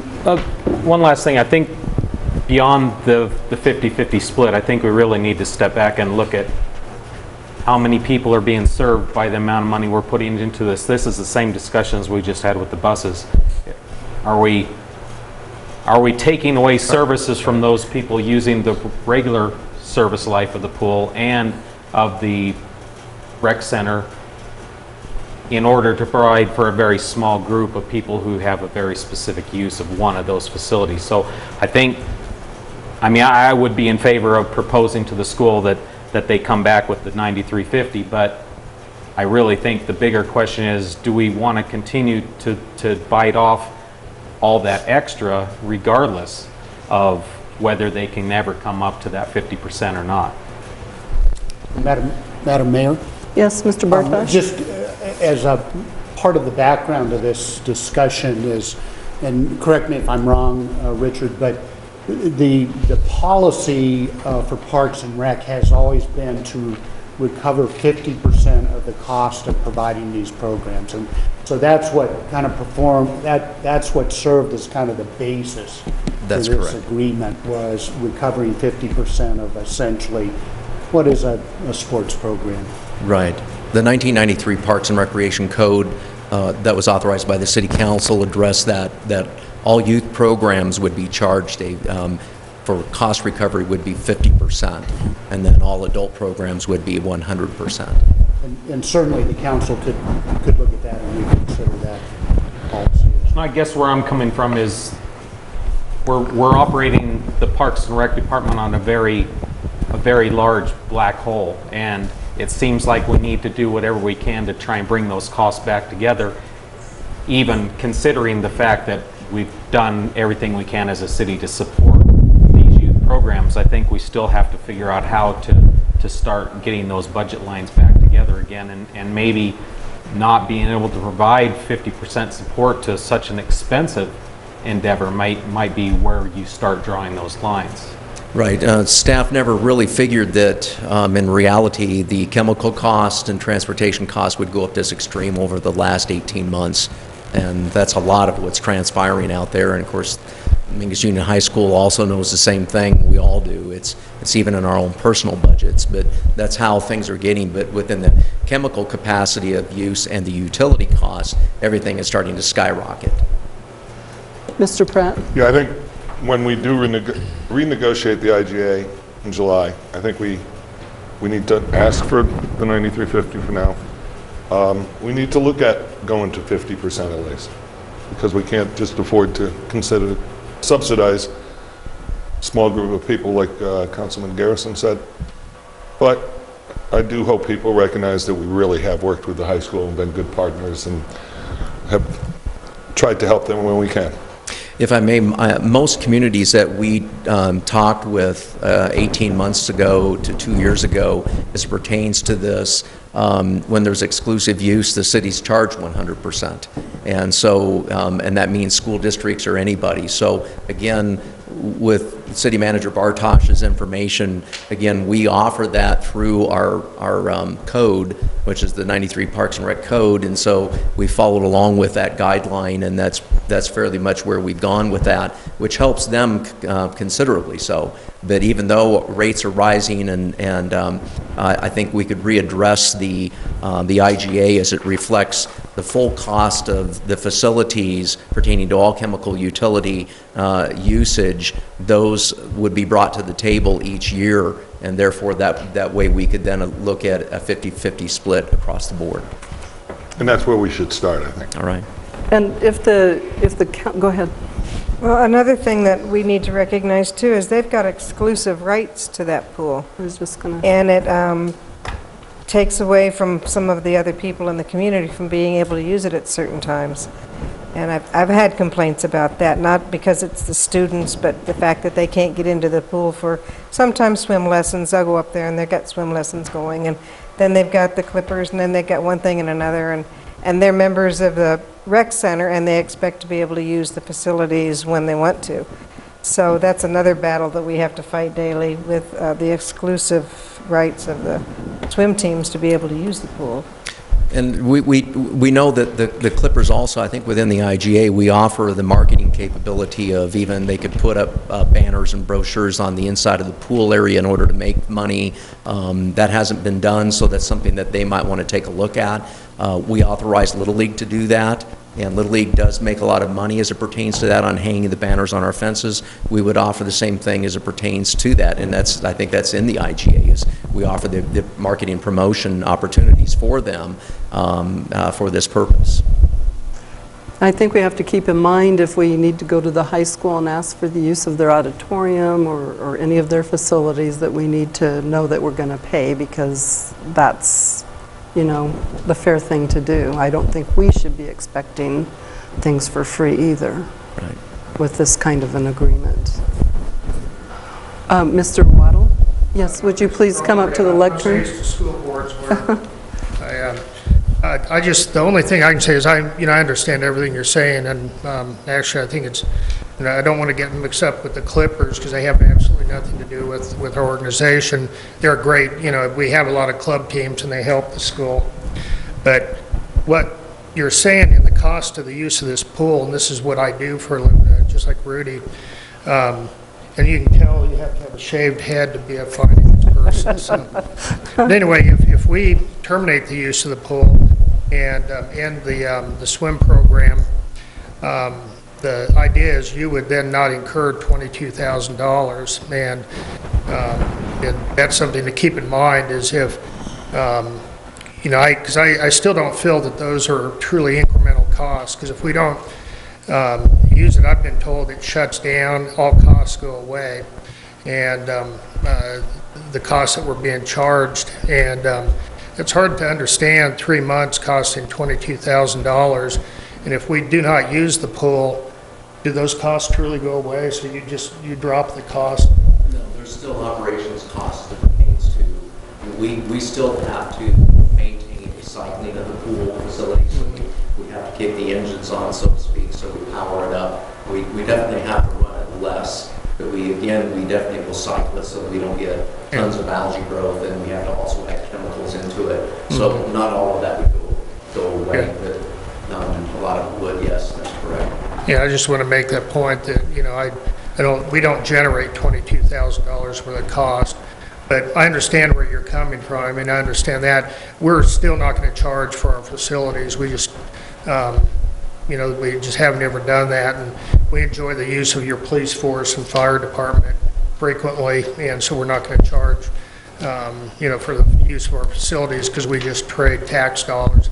But I understand what you're saying, and I appreciate your time. Thank you. We appreciate yours. Look forward to continuing. So I think what I'm hearing the council saying is that it's in our interest to collaborate. It helps our kids, but we all have kind of these black holes. It isn't too long ago that we had a meeting and instructed Richard to get his percentage up on earnings and revenues for that rec center, that operation, the whole thing. So we can't keep going to Richard and saying, Richard, please, would you just let this group or that group, because he's got to get those numbers to where they need to be. And that serves the citizens of Cottonwood, who, our main, who we answer to, getting that percentage up to where it should be. So I think that we're saying that we would love to go along half of what the costs are. You guys can haggle over those costs, you finance directors, whatever that might be. But we're looking to fill up some big holes and gaps here in the services we provide to our community. And we realize that Mingus is, it's students from everywhere. It's like our youth commission. We have a lot more kids from out of the city than we have in. I don't know if we have any kids in the city, actually. Most of them are from out of the city. So we understand about serving the kids. We serve all the kids. This youth commission that we just started, it's the Verde Valley. It's not just Cottonwood kids. So we want to work regionally, and we want to serve all those children. So I guess it's saying, go talk about trying to share halfway. Okay. And Mr. Garrison? This is a motion, right? This is an action item? I don't think we would have a motion if we're still going to negotiate. I think if staff understands the pleasure of the council, this could be done by motion or by inaction at this point. I think we're clear on what your direction is. Yeah, we just haven't entertained the motion that was part of the agenda, and we've made recommendations, so it should be legal. Well, I would like to make a motion. Okay, Mr. I would Garrison, move please. that we offer Mingus Union High School the use of the outdoor pool in the 2013 season for $23.50. Second.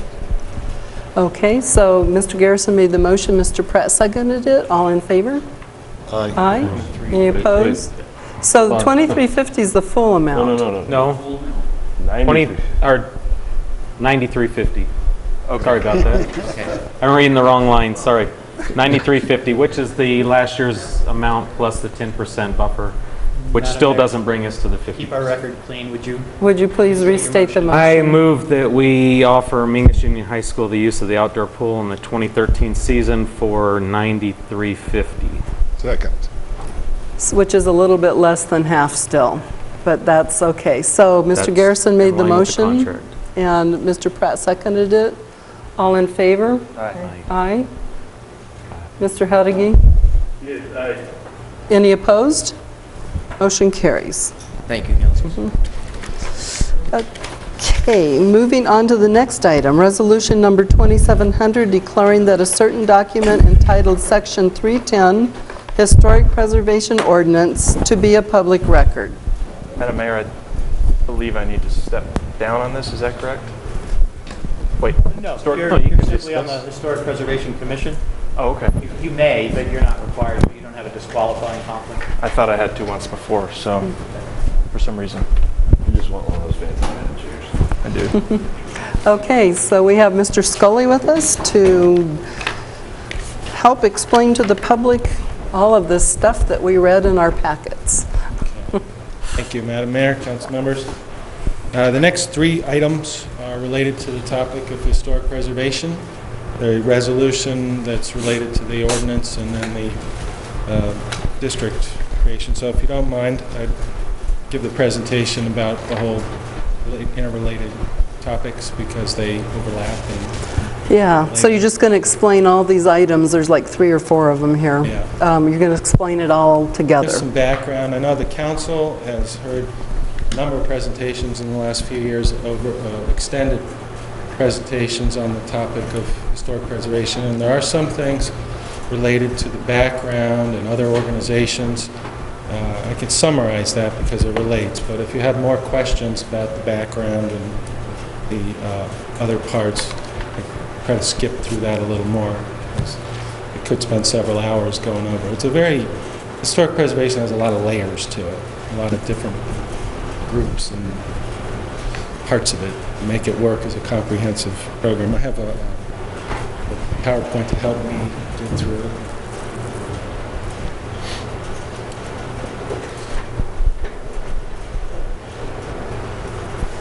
Has some pictures too. That's always good. Keep us awake.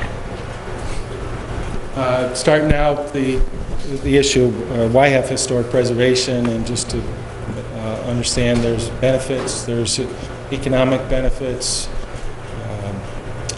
environmental benefits, and social benefits. It's popular, it adds to the identity of the community, and people like the top issues for tourism and the Verde Valley, and it's an aspect of a sustainable community. So you could go on and on telling why it's a good thing. It's widely supported.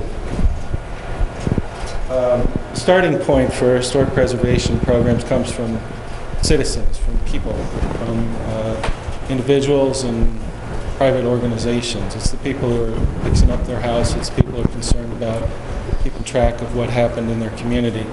And so you can find that at the local, state, and national level, there's organizations that support this as well. The National Trust for Historic Preservation is a long-term nonprofit group that's widely regarded as the national clearinghouse for information on historic preservation. At the state level, we have the Arizona Historical Society and its affiliates and organizations. There's many communities have historical societies, nonprofit, private groups, including here in Cottonwood, they have the Verde Historical Society at the Clemenceau Museum. And there's also a few cities in Arizona that have Main Street organizations. Cottonwood used to be involved with that. And those are private, citizen-led, nonprofit type efforts. There's also a public or governmental side to this promotion of historic preservation, things that the government agencies at the local, state, federal level can do that fill in and make a comprehensive program, things that the private groups can't always accomplish, things dealing with the development and infrastructure and public facilities. So we find at the national level, the National Park Service is the organization that leads this effort based on the National Historic Preservation Act, which was from 1966. Every state has a state historic preservation office. In Arizona, it's under the Arizona State Parks Office. There's also the Arizona State Library and some other facilities that have historic archives and resources. So the state has some involvement in promoting this. And at the local level, you find local historic preservation commissions appointed through the city and town governments. And then the Certified Local Government Program, which has been set up to have a relationship with the state and federal agencies. We have the Cottonwood Historic Preservation Commission. So you find in many of the communities there's the private, nonprofit, citizen-led historical societies that do all kinds of things, keep track of archives and museums and do important work there. But then the government-appointed groups fill in and are able to create a comprehensive program. City Council appointed the Historic Preservation Commission, and they've been meeting monthly since 2011. One of the main goals that was set out for them was to become part of the Certified Local Government program. And one of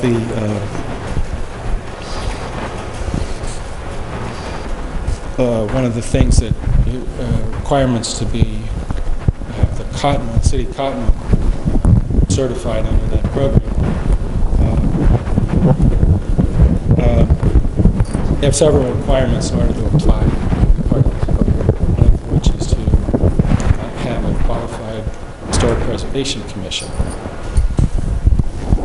The other part is to have a Historic Preservation Ordinance that sets up some guidelines for protecting resources and how you deal with ways to deal with restoration and development of properties. One of the other requirement is to have an ongoing program to identify your resources and keep track of inventory of historic properties. And then, of course, we do everything with public meetings, so that's already something we're covering. The requirements to have it out in the public. And, right, go ahead.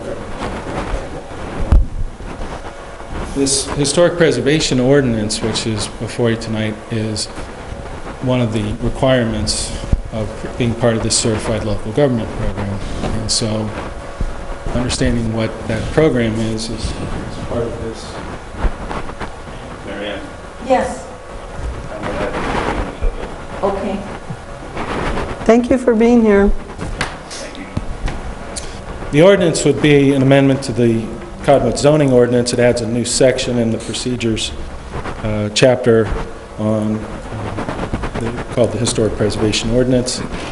One of the key issues to understand in adopting this is that it doesn't automatically start making things happen. There's other things in order to apply these standards, one of which is talked about in the ordinance, which is the procedures to identify local historic landmarks and then set up a zoning overlay. And at that point, it needs the support of the property owners, whether it's an individual property or whether it's a district where you need a majority of people, and they'll have the opportunity to decide at this point whether to be part of the program or not. But that will come after the setting up this framework of the ordinance. Several of the key sections in the ordinance are that it sets up procedures for having a local historic landmarking of properties, of buildings, of structures. And then it also creates a Cottonwood Historic Property Register. It sets up the criteria and the relationship to the overlay district, which would create the zoning. Within that as well, under the development procedures, it describes how there's different treatments for historic preservation. There are different types of historic preservation. We also had put in a section with how we would look at major and minor activities, so the minor activities wouldn't have to go through the complete process to the commission and take the couple months. There'd be certain things that could be done administratively following some guidelines. The hardship criteria is something commonly used. It's similar to the criteria we have for a variance, but it's something that would apply to certain properties. It's in there because it's more of an administrative waiver as well. The terminology certificate of appropriateness is something used nationally. It's part of this program, and it sets up that application process. That's how you engage in this process. And then also the issue of demolition of structures. When people, once something's lost, it's lost. So you want to be careful. And so this demolition topic, it sets up kind of a timeout. If somebody really wants to remove their building, ultimately they're going to be able to. But this, before you get a demolition permit, it's setting up a process where you want to be able to talk to the people, talk about alternatives, and go through some steps and try to make sure there's not some way to save that. And so that's in there as well. The issue about having local landmarks is something that there's also state and national register of historic places, but the criteria for having a local landmarking process can be suited to Cottonwood more. It might pick up more things that are of historic value that you want to recognize. And it's a way that the commission would work with the property owners and go through an application process and consider approving that process and then keeping it in the register. There's in this process as well, to start with, nobody's going to have the landmark of their property unless they're supportive of that. So that's right up front as part of the process there. And whether you're in a district with a group or an individual property.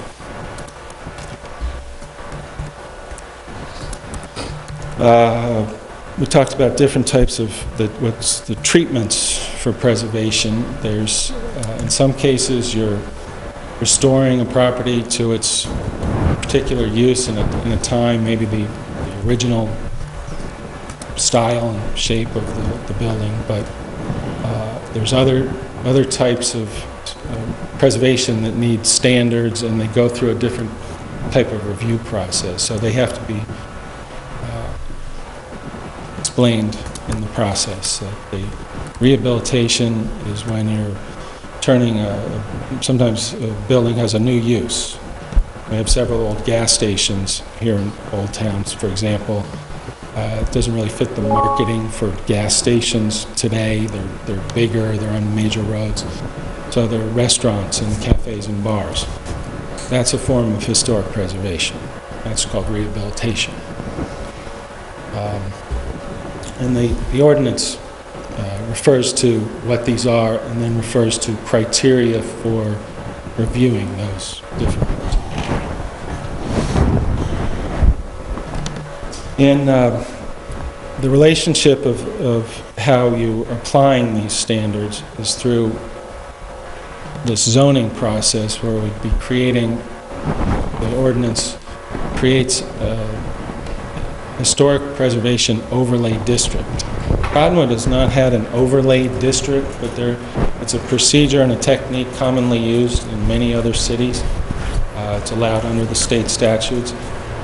The base zoning stays the same. The types of uses, the density, the intensity of use, everything stays the same in terms of its basic zoning, but it adds this layer that's specific to the procedures for historic preservation. What you'd be doing tonight with this ordinance is it just creates a district classification, does not apply to any property. That would come later through a process that would be the same process as rezoning. It's a type of rezoning. To go to Planning and Zoning Commission and the City Council as well as the Historic Preservation Commission. It has all those same procedures as a change of zoning. And it's treated that way. So there'd be lots of opportunities for public input through that process. Property owner has to support it. And if they're in a district, you need a majority of property owners, and people don't want to be part of it and choose not to be. Which I like that idea. Mr. Garrison? I got a question, and I may be jumping ahead, but I think you went past it already, is when I'm looking at the ordinance under D, you've got incentives, and it looks like through that section of the ordinance, you will actually be providing assistance. So I would assume there's going to be a city position that's going to go around and talk to the individual building owners and explain to them the benefits of becoming a historical designated landmark and helping them with the process of securing that designation. Is that what I'm seeing? And has that been determined who's going to do that and what department that's part of?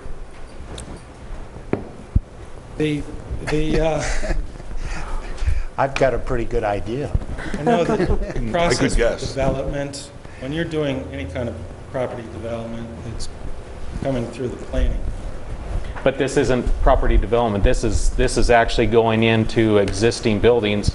It says provide information regarding potential sources of financial assistance and tax credits, provide support and endorsement for grant applications. This is more of going in and explaining to people who have buildings that should be considered historical how to go ahead and actually achieve that designation instead of just. What I'm not hearing is there's a lot of support for doing that, and that's what I'm asking is the city prepared to do that as part of this ordinance? And the commission as well would have a role in some of that. But I think this was the original, at least a couple of years ago, this was the, I think the direction was to take a more hands-on approach through the community development department to do this type of work, which is kind of falls into the same type of work as planning. And it's not that far off of the scope of what the planning function does. I could maybe try to answer your question a little bit too. I'm the chair of the commission, if you don't know, but I don't think the city has any plans of hiring anybody to do this work at all, and I think I really pushed for this thing maybe prematurely because we're understaffed and we don't plan on taking on any new staff, but we have a very active commission. Two of the members are in the back here, and wake up. But we're very active, and we are certainly more than happy to go out in the community and push information on folks to educate them. So I'm hoping that with an active commission, there won't be any reason to hire any additional staff, or at least we can take up that slack as much as possible. If in the future, the city grows and we get a lot more need, then hopefully we can look into another position. But I just don't see that happening right now. And also, if I might, the language is permissive. It says the commission may, when possible and applicable. So it's not a mandate on the commission. It's just something the commission is authorized to do. I guess where I'm coming from is I wholeheartedly agree with the historic preservation district and the overlay idea. But I also understand that a lot of property owners don't understand what they can and can't do that would or would not take them out of the landmark designation process. And so in my mind, part of doing this is public awareness and public education, and actually going to the different owners of these properties and explaining to them how they can enhance their properties and enhance the future value of their properties by falling in line with designating themselves as a historic land site, instead of saying I opt out because they just don't even understand what's being asked of them to go the other direction. So that's where I'm coming from. I think we need to support educating the public on how doing this is in their best interest. That's a very good point. And there certainly wouldn't be any attempt to put an overlay district in before the public was made well aware of what the implications of that were. I think that you're absolutely right. There needs to be a huge education campaign to teach people what the benefits are of being a historic district. Well, if I'm reading this right, if we approve this tonight, we've started the clock. This is a 3-year clock on opting out. So we actually start the clock tonight on the ability to opt out of the historic preservation. So I think at this point we really, am I reading it wrong? Yeah. I don't think that's not how we were. The only thing, looking at Okay, well, we've got, okay, so, Mr. Pratt? yeah, the only thing we'd be agreeing on tonight is making section 310 historic preservation ordinance to be a public record. And the other two are just a first reading, the ordinances, 596, 597. So all we'd be doing is saying, yeah, this section 310 historic preservation ordinance is a public record. Relates to the proposition. And Madam Mayor, and 207. beyond that, even once these are second read, approved, and effective, this is just enabling legislation. There is no designation even on the table yet. It's only when there's either a designation of an overlay or a designation of a district or a landmark would that opt-out clock. So basically you're deciding to implement a historic overlay district, but it hasn't been decided where that will Process, right. A Okay. process for declaring. Okay, so there's still time before we start that clock. That's That's the interpretation of the state statute. So this comes out of state statute, that 3-year part. But as he says, if it's just a general regulation that's not applying specifically to somebody, there's no applicability of that statute. It's not until you have the zoning. Then you definitely, from the zoning overlay, the clock's ticking. Okay.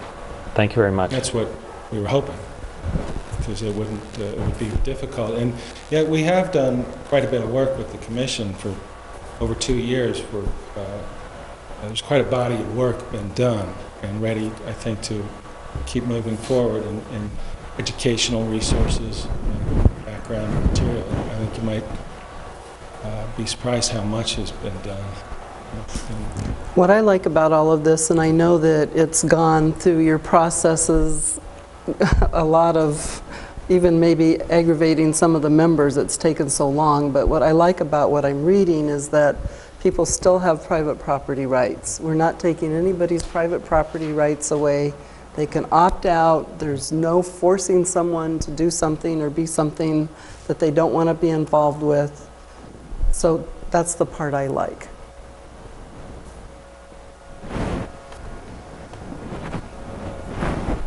The overlay district, so there's not confusion, is different than the historic district, which is a classification under the National Register of Historic Places. We have in Cottonwood one historic district, which is called the Cottonwood Commercial Historic District, which was enacted, I believe, in 2000.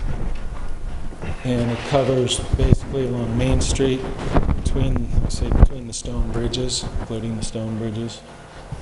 And then there's a couple little offshoots, but essentially the commercial strip there. That's the one existing. That's different. This is an existing program. This does not by itself create any local zoning procedures or laws to have this national designation. It's a nice thing to have. But this would be a basis for working with this, as landmarking this district and working with the people there. That'd be one of the areas. It's also this program, just to point out, it's not just about Old Town. There's historic properties located in many areas of Cottonwood, whole neighborhoods and major buildings located throughout the city. Just people like looking at pictures when we talk about this. This is maybe from, I get in trouble if I say when the date is, but it could be before. This was, I believe the Shep's liquor sign is still in this picture, so this was at least a few years ago.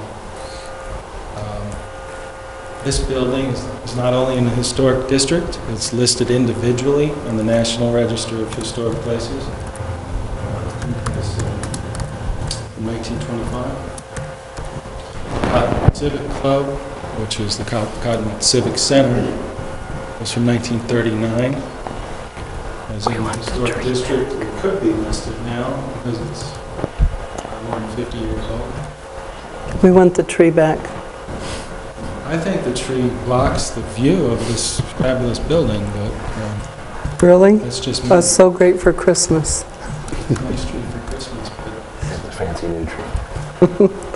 A tiny tree. But now we got the cool stuff on the roof, so.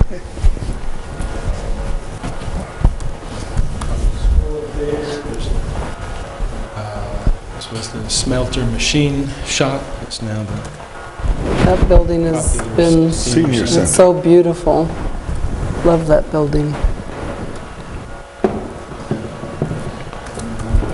Willard Street. This was part of the smelter mining, smelter I didn't know superintendent's. that. It Wasn't was that Ledbetter's? Superintendent's house. That was Ledbetter's. Still is, I I think. love Still it. is, yeah. At Still least is? he still owns By it. owner, yeah. It is for sale. Yeah. And then this building on up closer to the corner there of Willard and 89A was from 1920. Was the one of the main administration buildings for the complex there. There's actually several buildings there involved with that.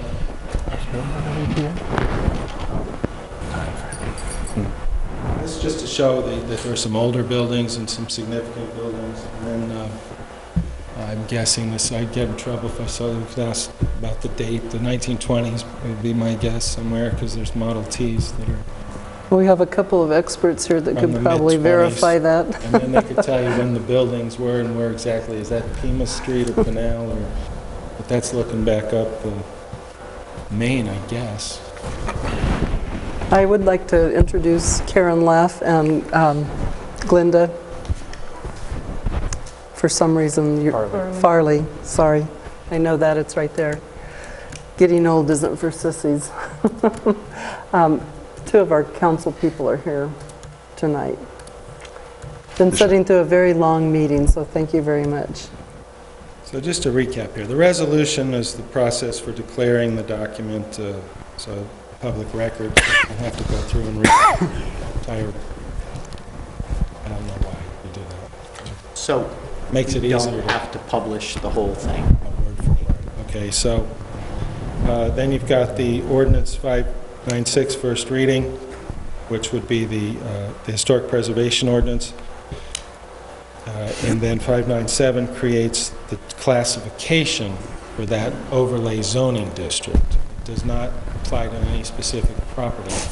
It just creates that district in the zoning ordinance for future use, which will go through a rezoning process. And that overlay is used in other cities to apply to a single property or a district.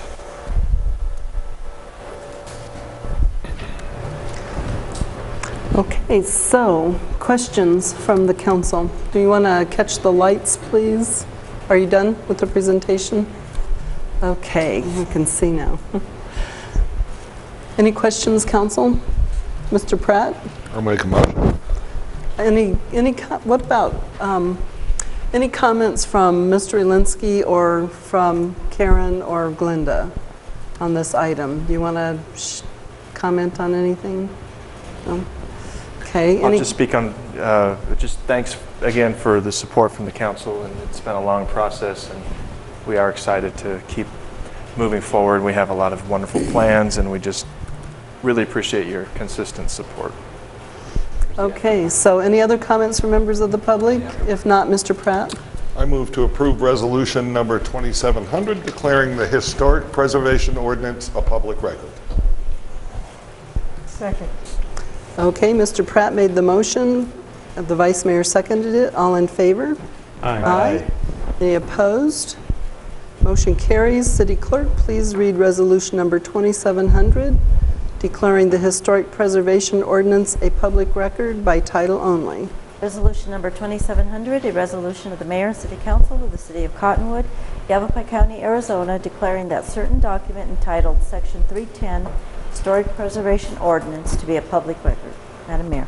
Thank you. City, are there any comments on zoning ordinance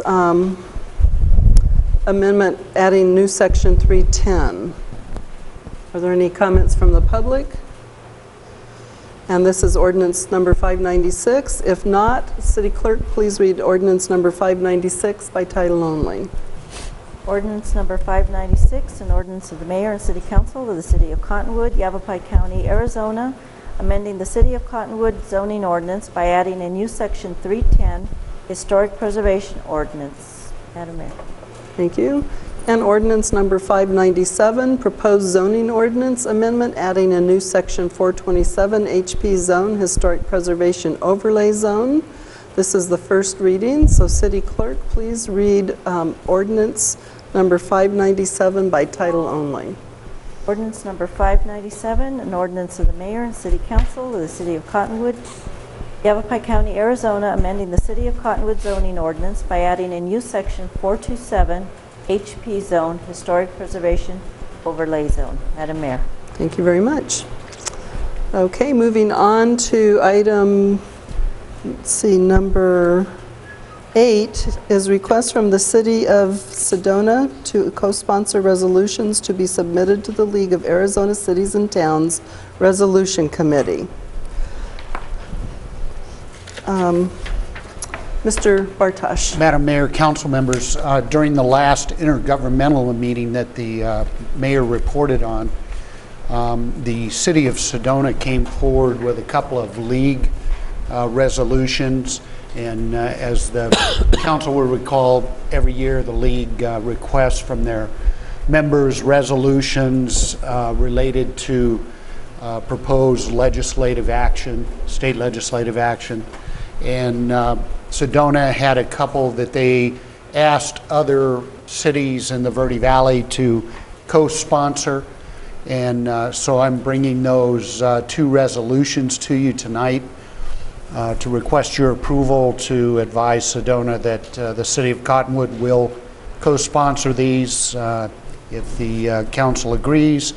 The first one is one I think they've submitted a couple different times, but that's to encourage the state legislature to restore full funding to the Arizona State Park Heritage Funds, which supports our parks.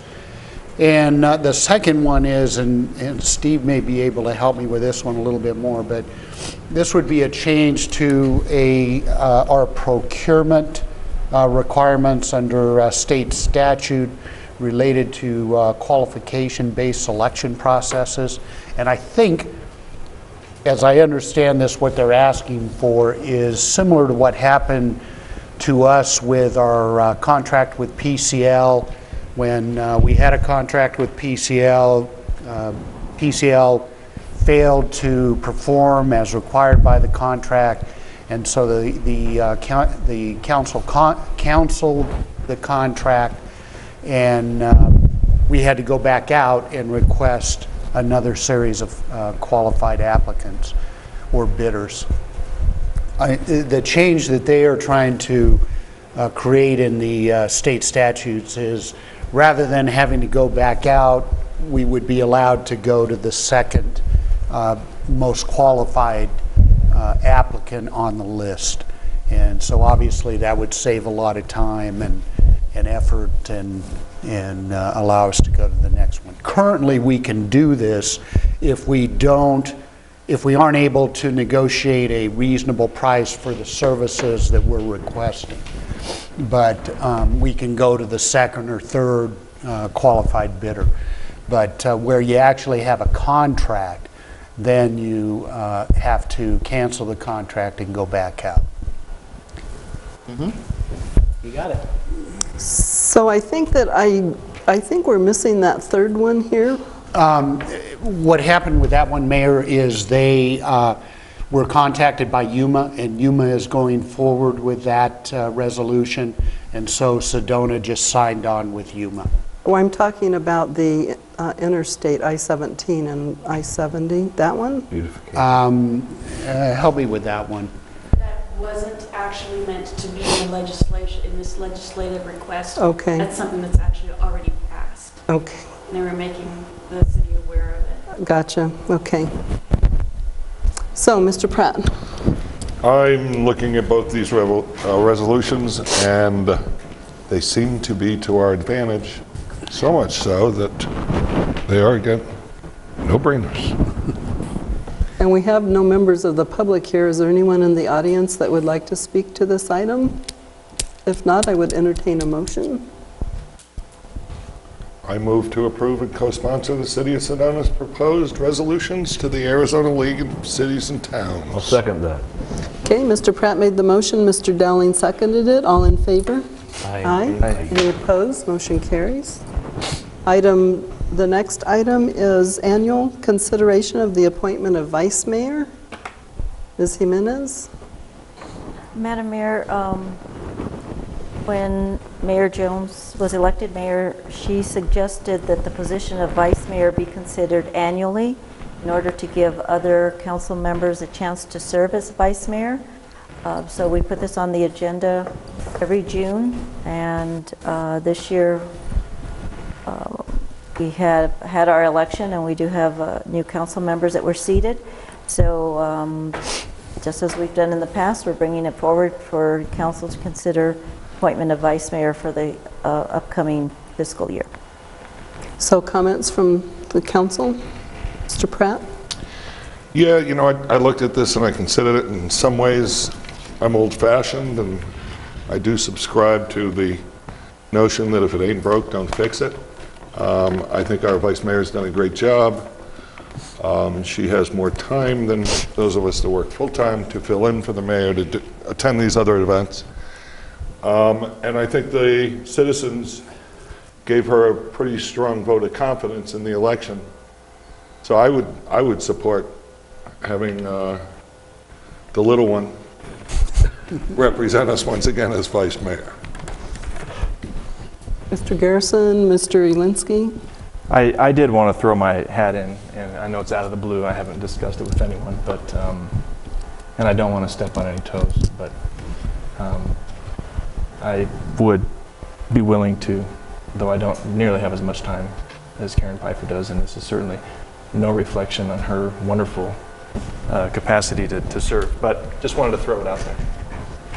I have just been thinking about it a little bit here, and again, I know it's out of the blue and haven't considered it in the past, but I would also be willing to essentially shoot my head off and throw my hat in the ring.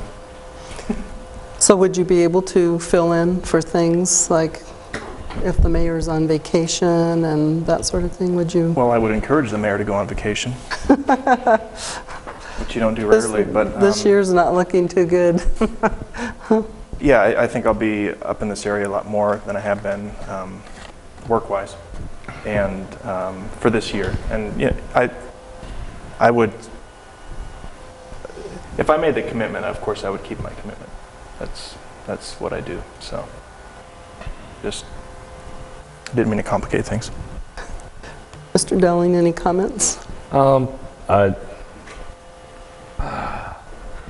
think that. Yeah, similar to Terrence, you know, it's one of those, if it's not broke, don't fix it. I really do appreciate Tim wanting to do that. You know, so at that point, I think that the time issue is there. I mean, I know for me, I couldn't, with a good conscience, do it, knowing the time that commitments I have. And honestly, I'd support either of them. I know I think they would both do a great job. That's my comment. Really, it's a tough one. I could almost flip a quarter on that. I think maybe a thumb more would be in order. There's no one here that wouldn't be able to serve as a very good vice mayor, so all of you are valued and your skills are important, and anybody, could really take that if they needed to. So, Mr. Garrison, being the new guy on the block. We dealt with this at the school district every year. We renewed our officers every year, and I subscribe to the idea that if it isn't broke, don't fix it, and I like the history that comes along with retaining people in certain seats over and over again. But I think the idealistic intent of this coming up on an annual basis is to give other members of the commission or council or committee the ability to garner more experience and learn new things about the job. So while I think Ms. Pfeiffer's done a great job, and I won't have a problem either way, I do think this is an opportune time to allow somebody else to move into the position and gain some more experience while they're seated. And the only thing that, we could do if we really do want someone to, if we want to rotate, is put it into code, because it just does seem like when Ruben was mayor, we had Randy for our vice mayor for 4 years. It never came before the council, which bothered me as a council member, because code says the council will choose. And so I chose every year to put it on. We've been very consistent. The vice mayor's done a very good job. So there's 2 that want to go to the same, 2 that want, oh my God, am I the breaking tie here? Can I ask how the vice, yes, how's the vice mayor feel about this? I can get away from my job at any given point and have been able to. So the vice mayor would like to continue with her job. So I'm not the. So we've got 2, and no 3. So I would say that the vice mayor will continue. Very good.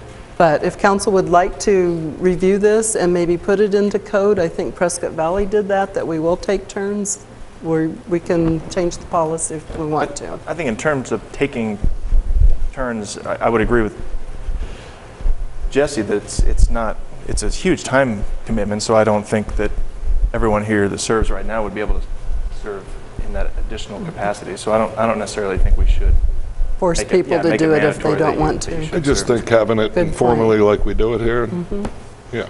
And I would compliment Councilmember Elinsky. He's just been to the Flynn Foundation, and he's learned a lot of new leadership skills, and I think he's just itching to get out there and use them. So I appreciate him stepping up to the plate and offering, because I think he'd do a great job too. So we have. So what is your final thoughts? I concur. I'm not gonna.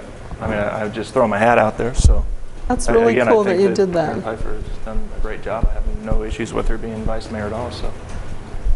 Okay, so I think the general concurrence is you've done a great job, and while others could probably do the job also, and we would appreciate them, the majority here would like to appoint you as our vice mayor for the coming year. Thank you.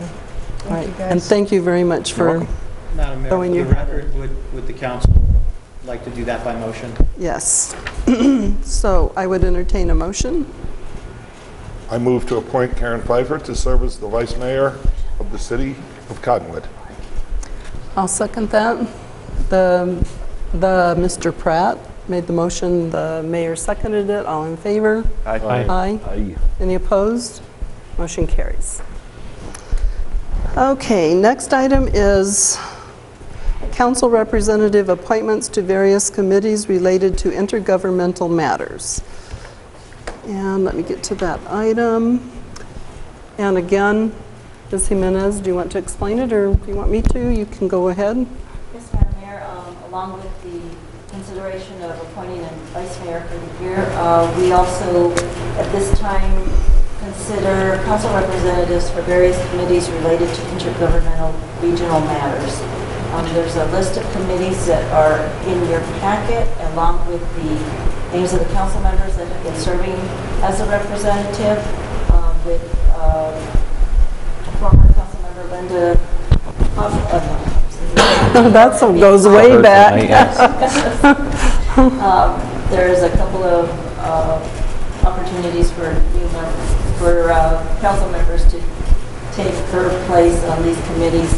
One of them was the Verde Valley Transportation Planning Organization, and the other is the Verde Valley Regional, Verde Valley Regional Economic Economic, is that what's in there? Verde Valley Regional Economic Organization are the two committees that she served on. And I would just like to ask the council to consider appointing Jesse Dowling on the Verde Valley Transportation Planning Organization. I think that with his background in all things engineering-wise, that he would be an excellent representative for Cottonwood on that. I think that he could probably do that because it's every other month on a Wednesday morning from 8 a.m. to, at the latest, 9:30 usually. And I already cleared it. I would support that. I was the alternate, but I never got to go. Linda never missed a meeting, right? So, Mr. Pratt? Yeah, unless somebody else wants to, I would like to volunteer for the Verde Valley Regional Economic Organization. I'll be your alternate on that if you'd Okay. like. Yeah. Unless you want to maintain. I'm really interested with that. I know a lot of the people on it. Okay. I've actually sat in a few meetings because they frequently meet at the college. And you'll be, okay, but it's very important if you can't make it, because sometimes you can't. Is it? I don't know when that meeting What day is. and time? I believe I'm free at that time because Because you've been to meetings. I've been free in the past. Okay, but if you can't make it, you need to let your alternate know. And I will do that. need to have that replacement there. So Tim, you'll be the alternate. I will, unless Piper, you want to maintain being the alternate on that one? E.V. Rio? No, that's fine. Okay. Yeah. Okay. Okay, and I would like to keep my spot on the water committees that I serve on. It sometimes makes you want to tear your hair out, but there is one committee that maybe we should discuss, and that's the Verde River Basin Partnership. And I've been on that along with Councilmember Pratt as an alternate, but Tom is here tonight, Tom Whitmer, and do you have anything to share with us on that particular appointment? How much would you like me to go into detail? Well, we want to be sure that we know what you're thinking on this item, but you would have to come up and talk I understand. at the lectern so that... I'm not sure what you want me to say in terms of the Verde River Basin Partnership.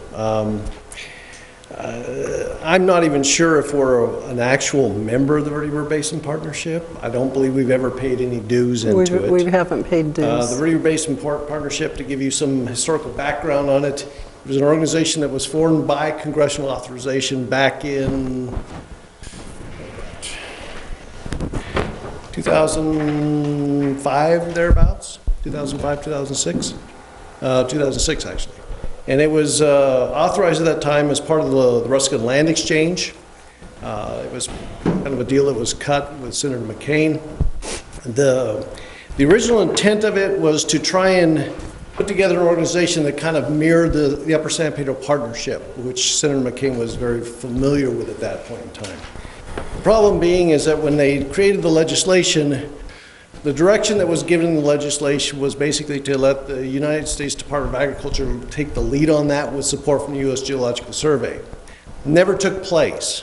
They were assigned 4 tasks as a part of that piece of legislation. That one was to basically compile all the information with regards to the Verde River as far as the Middle Verde portion of it, basically from Clarkdale to Camp Verde. Another thing was to actually look at developing a water budget for that area between Clarkdale and Camp Verde. Another thing was to identify what studies would be needed to better understand the water situation of that, kind of that donut hole of the Verde River Basin. And then the last thing was to make recommendations to Congress with regards to what to do, how much it's going to cost. They were given 4 years to complete that, at which time it was intended that the Verde River Basin Partnership would sunset. In 2010, when the legislation basically ended and the creation of the partnership was to sunset, the only thing that had been created or completed at that point in time was there was a water budget that was completed as part of the comprehensive groundwater study that U.S. Geological Survey had undertaken back in 2000, and they just recently had completed it. They didn't recognize that the Verde River Basin Partnership did not recognize that water budget that was completed as a part of that effort. So the only thing that was really completed was the U.S. Geological Survey had completed a plan of study and a cost for that study. And that's the only thing that had been created. The Verde River Basin Partnership pretty much was on life support at that point in time in 2010. And all of the cities, that, for all intents and purposes, pretty much had just pulled away from that organization. There was a lot of controversy, as many of you may or may not have known at that point in time. A lot of it had to do over how the direction of the Verde River Basin Partnership was kind of monopolized by a few private individuals. That created a lot of animosity between the east side and the west side. The west side elected not to participate in any way, shape, or form because of a lot of the things that were going on. Ultimately, at the end of the day, like I said, they were on life support in 2010 after they had sunset. The Nature Conservancy at that point in time brought in the Walton Family Foundation, supplied some money to the U.S. Geological Survey through the Verde River Basin Partnership to do some of the things that they've done since then in the last couple of years. That kind of reinvigorated the Verde River Basin Partnership, even though it had sunset. Today, the Verde River Basin Partnership is a citizen-run organization. The leadership of the Verde River Basin Partnership is citizen-driven. It's no cities, towns, nobody that's really accountable or has the authority to interact in water or develop water is a member of that organization. We have attended meetings in the past, although in the last probably year, I don't believe we've attended any meetings at all in the last year or so. That's about the extent of the Verde River Basin Partnership. Mr. Linsky? How many other cities and towns are involved or attend the meetings? None. Just Cottonwood, and we haven't done it. No, we haven't done it either. I mean, Clarkdale was an active member. In fact, at one point in time, Mayor Von Gossick was the chair of it. They kind of had a falling out here a couple years ago over some financial issues, and Clarkdale, to my knowledge, has not been attending. In fact, I know they haven't attended recently. Sedona, I know, attended one meeting when the meeting was held in Sedona. That their USGS rollout of the Northern Arizona Regional Groundwater Flow Model, when they ran the scenarios on April 11th, there were several cities that were there. But as far as active participation in the Verde River Basin Partnership, most cities are not participants. Mr. Pratt? So I'm hearing that no city officials or elected officials attend the Verde River Basin Partnership meetings. I do believe, however, the Verde River Basin Partnership is going to present that USGS study to us the third meeting in June. Is that true? No. No. They've requested. No. The U.S. Geological Survey will be making that presentation. Okay. Not the Verde River Basin Partnership. Okay, but they did request to address us. They did, but we felt it was better to hear from the horse's mouth than to hear the reinterpretation of the U.S. Geological Survey model, which has been very problematic. So the U.S. Geological Survey will be making that presentation. And that is June 8th. Is it the 18th? I believe it's the 18th. Our third 18th, meeting, the 18th. Well, I feel like if there is a group out there that may be citizen-led, but has a lot of sway in our community, that it might be of benefit, though Cottonwood may take a position that we don't agree with their interpretations. It may, and I'm not saying Cottonwood has taken that position, I'm just saying that if there's a group out there, maybe we should attend their meetings. So will you volunteer? When do they meet? They meet quarterly. if there's one issue or one concern that I have with the Verde River Basin Partnership is that they are agenda-driven. They are a no-growth organization, period. There's nothing wrong with sitting in the back in the audience and listening to what they're having to discuss, but to sit there as an active member, that creates problems for us. Because it basically means gives that we them- sign on with their agenda. Exactly. We are guilty by association, so to speak. Although we could speak up at the meeting and say we don't support everything in the committee. Well, I will volunteer to attend their meetings, I guess. I understand your position. I understand what you're saying. I do feel like if they have that much clout in our community, it would behoove us to know what goes on at their meetings. May I speak? Yes. I don't believe they have as much clout as you're giving them credit for. They're very vocal. And by virtue of being very vocal and being very assertive in the press, that gives the perception of being a majority of interest people that follow them. I don't believe that to be true. Mr. Garrison? I would like to be the alternate if you, in fact, do that job. I've been told that the group is active and that the city is the only entity that is not participating in the meetings. And while I understand what you're saying, they do have a voice. And I think if they're going to exercise that voice, it, in my opinion, would behoove us to be part of that conversation rather than allowing them to continue to speak without our input on what they're speaking. Does that make sense? You asking me? Well, I understand. Yeah, I come in from a different approach, and it has to do with some of the sensitiveness of what we're involved in with right now. Giving them credence or giving the perception that we are in support of it, even though we stand up at a meeting and say, no, we don't really think that's right, may ultimately create some problems for us. Can I say that they may represent our presence as support if we're not there to discern that. Even if we do discern that. Yeah. Well, how about it? We don't sign on with them, but I'm still willing to attend the meetings just to hear what's going on. Because I will say, when I was knocking on doors recently, I did hear from a lot of people that kind of worship the ground they walked on, so I know that they are a voice in the community and people are listening. And honestly, I don't know what happens at the meetings, so I feel like I should. They got a lot of publicity out of that April 11th meeting. A lot of publicity. Right. Mr. Pratt? Yeah, two things. There were a lot of people in the community that were concerned that we didn't have a representative at the Camp Verde meeting, that we should at least be allowed, be willing to listen.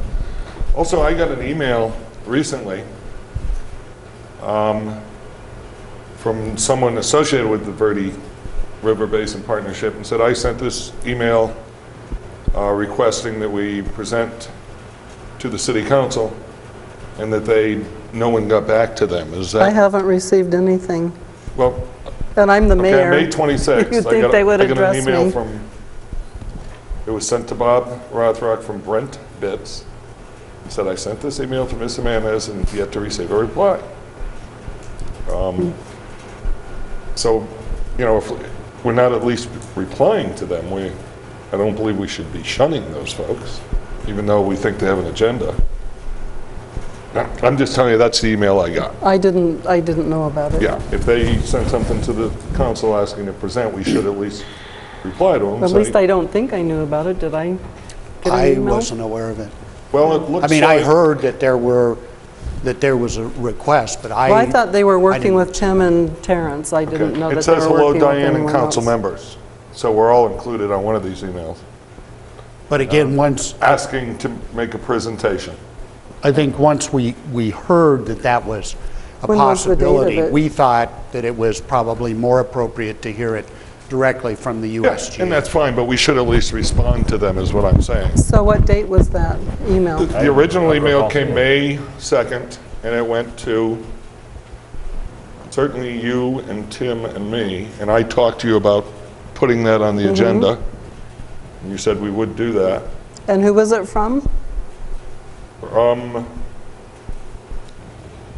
Originally from Bob Rothrock, and then Brent Bitts had requested something and wrote to Bob and said, Bob, could you find out why I didn't receive any response?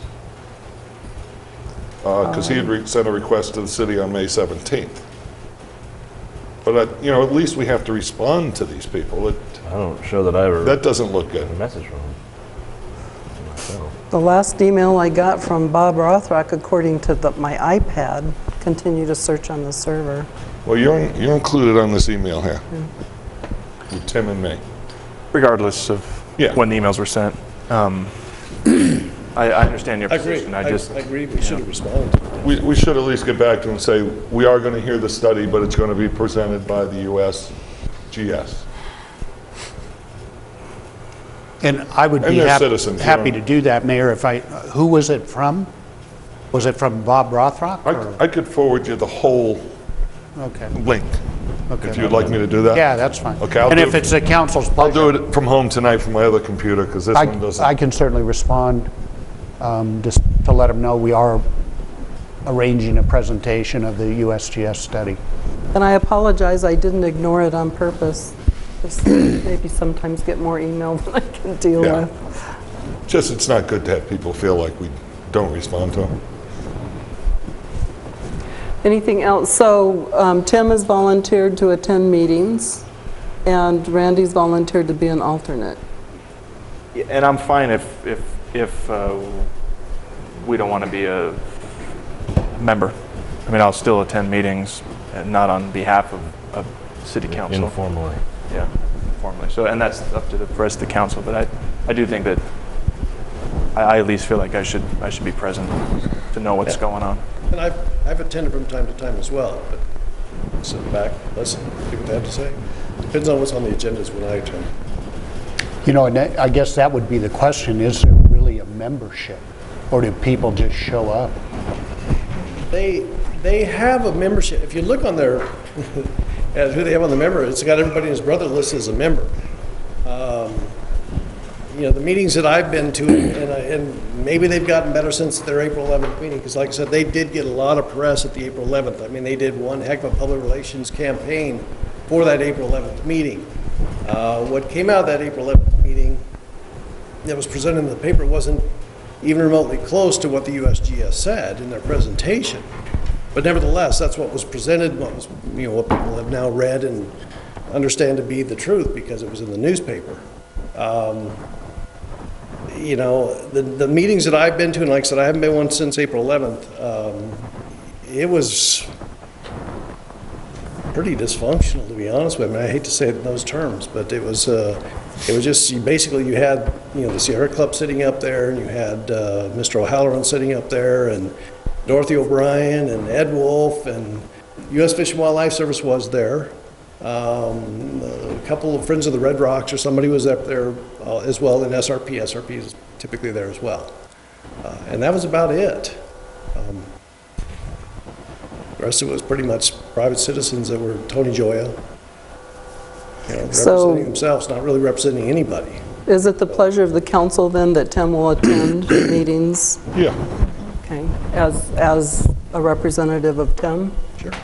Just to keep up and report back to the council, and okay. And if he can't go, he'll let Randy know, and Randy will go. And yeah, let me know anyway, because I'll probably attend regardless. So. And okay, great. I'll get on there. They have a website, I'm assuming, or they do. Okay. Very good. At the NACOG, I would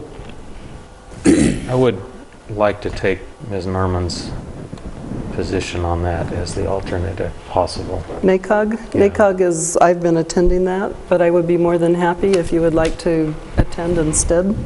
I'd be very happy if you'd like to be the prime person to attend those meetings, and those are very, very important to the City Council, as you attended one with me, So a lot of things happen at NACOG that can benefit our citizens. And it's very important for you to either forward minutes to Mr. Bartosh so that he can include them in his reports, or just report at a meeting during, to council what's happening. And Dwayne did it before I did it and did a great job. He was very dedicated to it, but I gladly relinquish those duties to you if you'd like to take them, and thank you. I would. Does council want me to be the alternate in case he can't attend? Yeah. Okay, so Continuity is good. So Mr. Garrison will be the chief person to attend, and I'll be his alternate when he can't be there, or if he wants me to come to a meeting for some reason. Mayor? Yes. I'd like to stay on NAMWA and the Personnel Board. Okay. And you're my alternate on NAMWA. I'm the alternate, but a lot of times I can't go. Would you like Randy to be your alternate? Randy, would you like to be the alternate on NAMWA? It's quarterly on a Friday. With your background, you would probably be awesome to even attend with the vice mayor sometimes. They do a lot of great things. Moves around the state. They're always in a different community. They rotate. Okay, let me get back over to... So we've sort of skipped around here. So Randy's going to do Northern Arizona Council of Governments. So City Clerk, will you please write a letter to them and tell them that he'll be the person and give them his contact information and all of that. Okay, and so NAMWA is Vice Mayor Pfeiffer and Mr. Garrison. Okay, another discussion for the Yavapai County Water Advisory Committee. As you know, it's in flux right now, and there's a lot of things going on there that are deeply troubling to me. I would like to stay on the committee, and I would even like the council's permission or backing to explore. I think the committee possibly might die because we've separated. The Verde Valley's gone its way, and as co-chair, I did not advocate for this at all. I wanted us to stay together with the other communities because that was why the WAC was created. What I learned I have missed a couple of meetings, I had other things going on, but what I learned at the intergovernmental meeting is that Supervisor Davis and Mayor Von Gossig have decided that the Verde section of folks is going to, we're not going to have consensus anymore. It's going to be majority vote. So if, Cottonwood doesn't agree with an issue, we're not going to have any say. They've already decided that. That's disturbing to me. Also, they have, as I explained last year this time in detail during this conversation, they have refused to put Tom onto the TAC, the Technical Advisory Committee. Tom served 12 years, 13 years as a member of ADEQ. And they're saying that it politicizes it. ADWR. I did ADEQ tonight, so that stuck on my brain. I find that disturbing because there's no one more qualified than Tom Whitmer. They're politicizing it. There's no one more qualified to serve on that technical advisory committee. And really, is this something to fall on your sword over? To prevent him from serving on that committee? Is it, if I don't understand only if you're really afraid of what he has to say. This is true.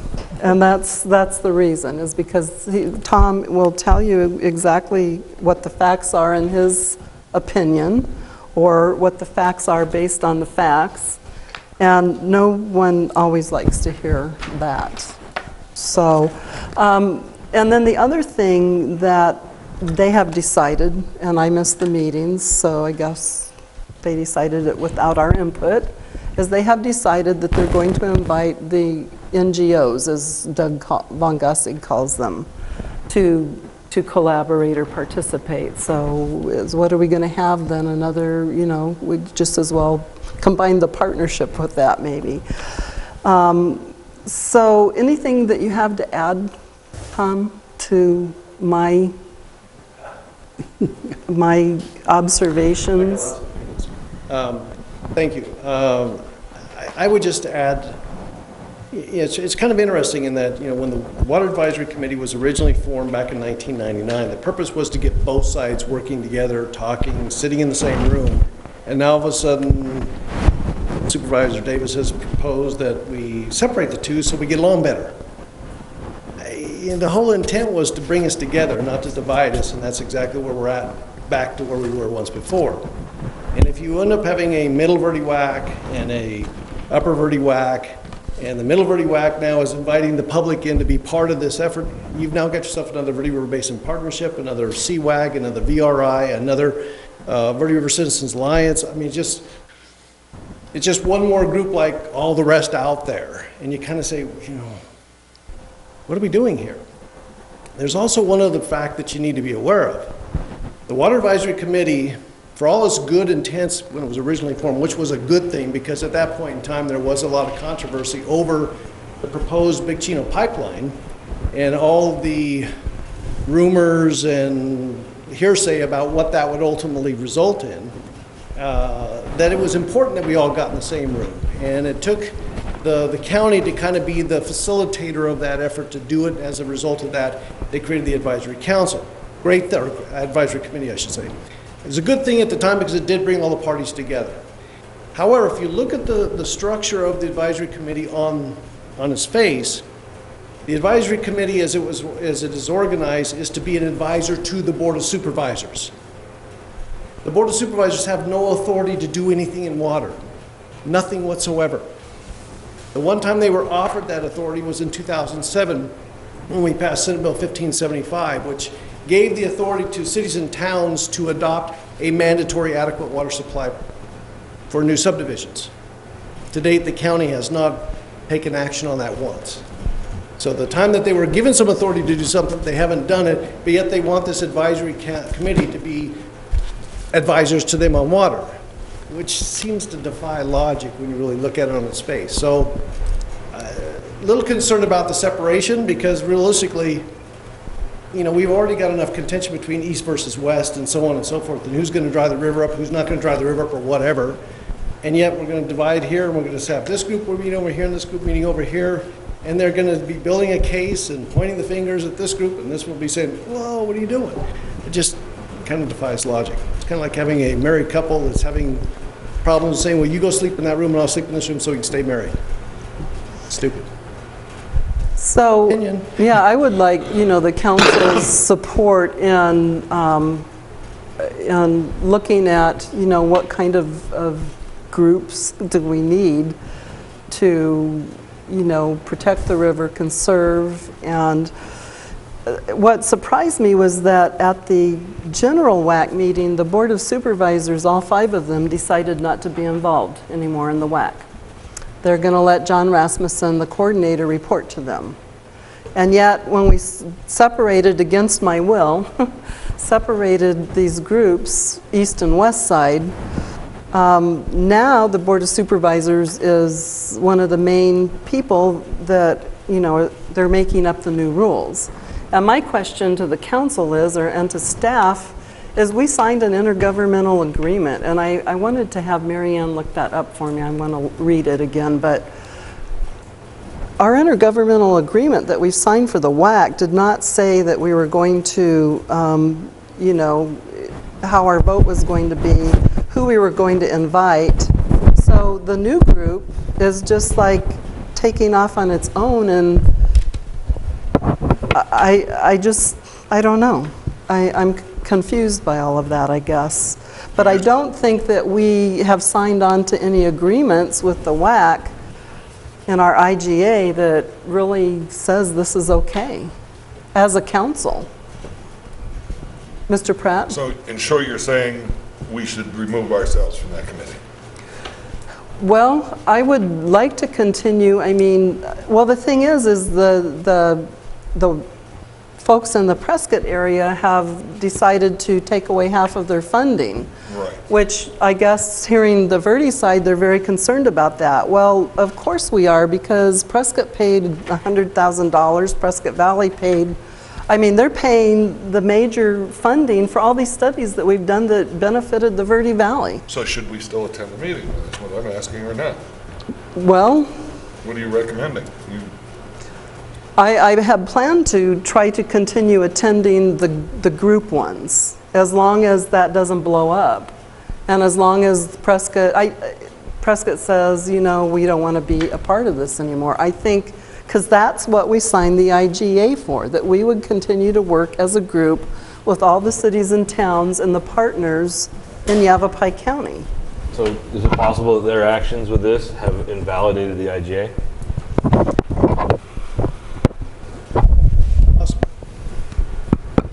Interesting to note that at the board meeting the other night, Supervisor Davis actually made a motion to cut half of the county's funding for the WAC as well. I didn't know that. Since it was not an action item, they couldn't take action on it. But he actually made the motion, and Supervisor Sims seconded it. So what I'm thinking from all of this is I'm thinking that really down deep, nobody wants to have a WAC anymore. You know, and they're just sort of like waiting for it to just die a natural death or an unnatural death, however you want to look at it. So we should plan on not appointing anybody to that committee? I think that maybe that might be the right thing to do. Okay. And we could just ask Tom to attend on our behalf and report back to us if we need to know something. That would work. Sure. And I mean, I may go ahead and attend, you know, or I may not, I don't know. I guess I would like that ability to do it, but I could do that on my own also. But I don't think we have an IGA anymore, really, with the way things have transpired. At least we have somebody from Cottonwood there who could let us know what's going on. You want to take a position and write a letter that says we disagree with the fact that we've separated the WAC? I mean, do we want to take a position on it and just say we feel like that was a bad idea? I like that idea, really. Did we ever decide whether we had, at the last meeting, whether we actually took a consensus on it? I actually read through the minutes and listened to the tapes, and there's really no clear-cut evidence that there was a consensus. It was more of I think they just wore you and Humboldt Dewey down. Or Dewey Humboldt, rather. Dewey, I keep on saying Dewey. Dewey Humboldt, I think you guys just conceded. I really was disappointed in our retreat, really disappointed, because it seemed like the Prescott communities wanted to pull away. They wanted to reduce funds, and Supervisor Davis agreed with them. And so the WAC isn't the WAC anymore. And like I said, I think it's probably dying a slow death. But what I would be interested in would be a similar organization with all the members of Yavapai County included that maybe didn't answer to the Board of Supervisors, and that's simply because it makes it so awkward. Because if we want to take something to the legislature, an issue, we have to go to a board meeting. And to do that, we have to get on an agenda, and it might be 30 days, and the legislature's not waiting for us on water issues if we want to talk to them. So that is the thing that I see as the major stumbling block. So I would like to see an organization very similar to the WAC, you know, and all of us being equal partners. I think that would serve us the best. So, you know, we could instruct our water natural resources director through the city manager to explore that kind of thing. So something that just circumvents the county supervisors? Well, no, not circumvents at all, but makes us partners so that we can all work together. But not answering to the Board of Supervisors.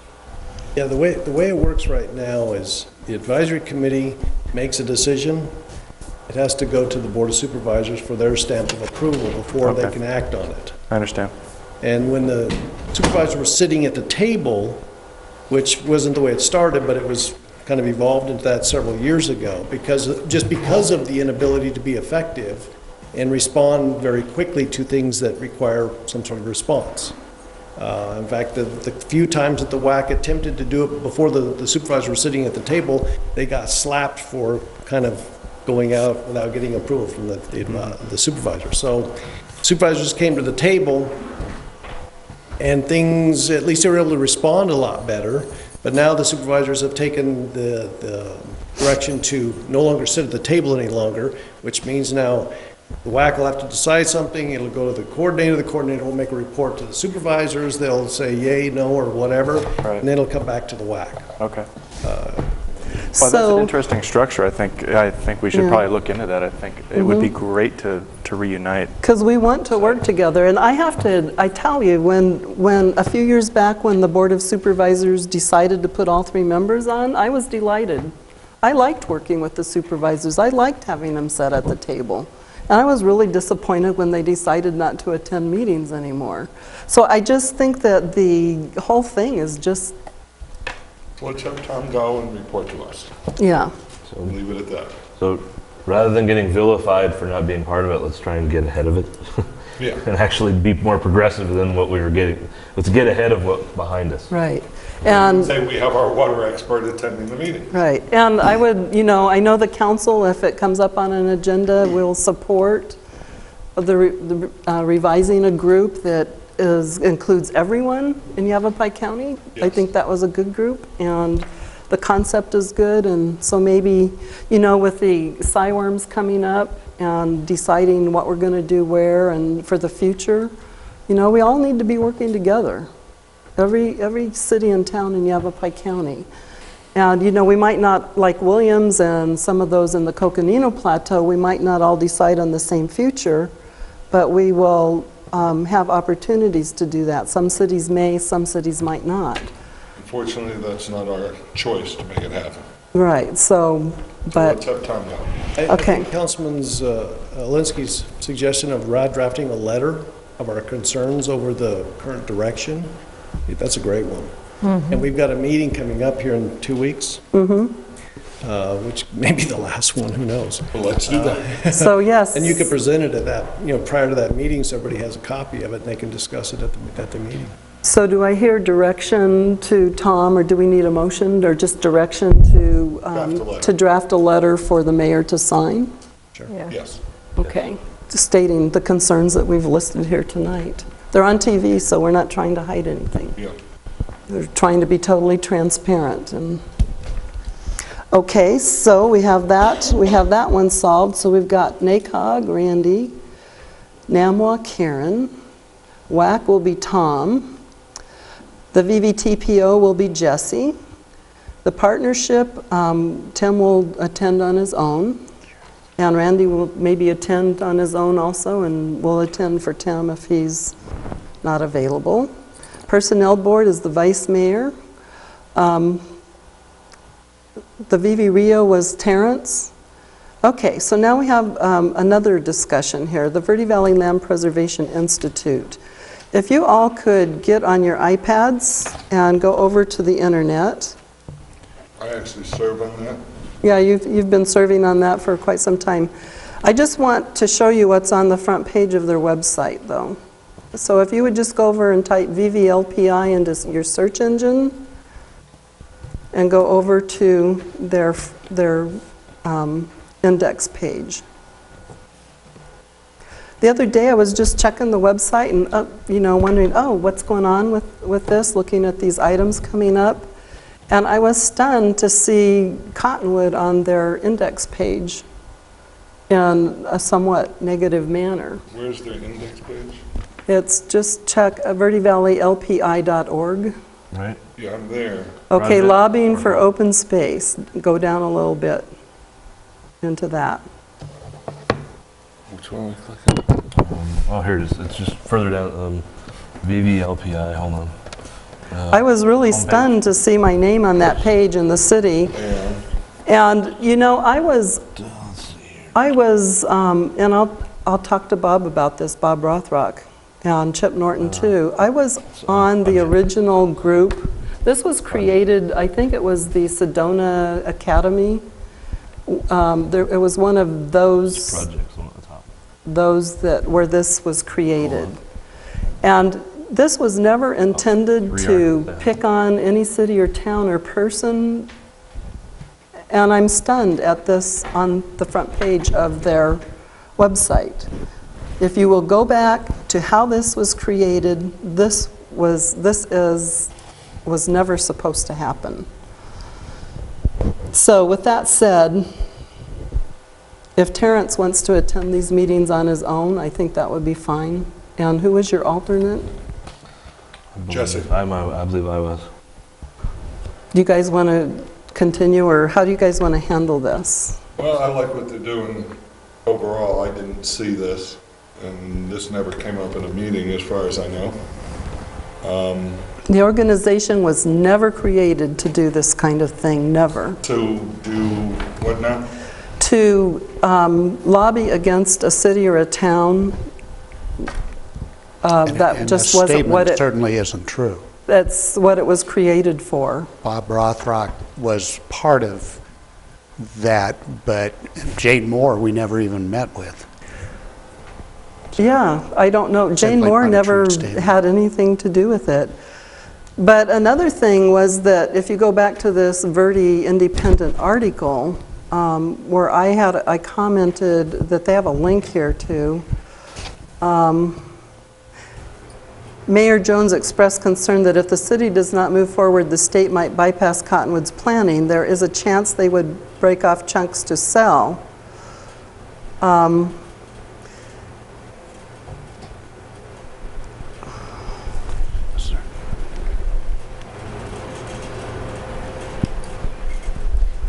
Some here I was quoted in some document that I couldn't believe that the state land department would go along with reducing the number from 22 units to, we've got it down to 12. And paragraph. Pardon? Shocked. You said I am shocked. I'm shocked they would say yes to that number. I am shocked that they would say yes to that number, said Mayor Diane Jones. The concept pleased much of the council, but what I meant by that, and I don't think the newspaper really gives that flavor to what I said, was that I was shocked that they would reduce that number, and I was glad. I mean, very glad that they would reduce it to that. I'd be happy if they'd reduce it more if they could. But, you know, the article doesn't really say that. It makes it sound like I was saying I'm shocked that they would reduce it and didn't agree with it, but I did agree. Right, and I recall I was at that meeting. I think it might have even been before I was elected. But right after that, there was a meeting where we brought that plan forward where we had actually reduced the density by about half. And I believe Mr. Rothrock got up there and just said, well, if we can just drag this out even longer, we'll get down to 0. So, I mean, that was a pretty clear statement of intent at that point. You know, there's probably... Being facetious there, but just saying that we've dragged it out, we've got it down. I don't think you really expected, at least in conversations I've had with him. So I think that, you know, there's probably not a person on this council that wouldn't be happy if the state land department just said, oh, we're not going to develop it. But I think the council's point has been that if it is, you know, it could be best managed by a municipality. So I'm just saying that here you have somebody right on the front page of their website criticizing the city when they have changed it because of their participation, but it's still not good enough. So I'm just saying that whoever serves on this committee really needs to let them know that this group was not created to do this. It was never intended that they would be doing these kinds of things. And I could go back to an old computer and get my emails when it was created, and I could prove it to you. I feel like, you know, that if there is an organization out there that's saying, you know, taking things out of context and maybe trying to paint the city in a bad light, I feel like that's really all the more reason for us to be involved. Because that's, at least we can right those wrongs. Right. You know? Yeah. So I would like to continue to attend, and I will mention that. Okay. I'm fine to stay as an alternate, and I'd love to I'll try and plan on attending them with Mr. Pratt possibly, so That would be really wonderful if you could just get some understanding between the two. I essentially support what they're doing. Oh, absolutely. Preserving open space too. Absolutely, and I do too. And I don't know of anyone on the council who doesn't. Our open space is very precious. You just can't mix it up with private property. So. Okay, so I think I hear that Terrence will attend those meetings and Jesse will continue being an alternate, and maybe they'll both go. And here's a toast to a better relationship and better understanding among the city and the group. Okay, what else do we have left? I think that's it. That's it. There's a couple that I'm on that City Code does appoint me to. One is the Police and Fire Pension Boards. The other is the Fire Alternate Pension. And Randy and I did have a conversation. He's been on the Police and Fire Board for years and really had a desire to stay on. But I'm reluctant to not take my responsibilities, and I'll share a little story with you all as to the reason. When Reuben Howdegi was mayor, he wasn't able to attend the alternate pension fire board meetings. And so he appointed me, and I went to those meetings, and I was not a popular person. Those young firemen were really upset that their mayor didn't take time out to attend. They taught me a really good lesson, and as long as I have the time to do it, I'm going to go ahead and do my duties and not reassign them to others. But I would like to say that Randy's he's a smart guy, he's done a great job on that board. And if I ever can't serve for some reason, he'll be the first person I go to ask to take my place. Appreciate it. Yeah, so, and code doesn't allow for like alternates for that if I miss a meeting, I guess, so we wouldn't be appointing one at this time. Okay, anything we've missed here? We covered it all? Got something for everything? I don't think we need a motion here, it's just direction. And you will write the letter to NACOG. Okay, so they're not surprised. I think there's a meeting coming up real soon. I got a packet, so I'll have to forward that to you. Okay, the next item is claims and adjustments. I'm going to have to declare a conflict with my employer. See you later. Okay. I move we pay claims and adjustments. Second. Mr. Pratt made the motion, Mr. Elinsky seconded it. All in favor? Aye. Aye. Any opposed? Motion carries. I move we adjourn. Second. Third. The mayor made the motion, Mr. Garrison seconded it. All in favor? Aye. We're adjourned.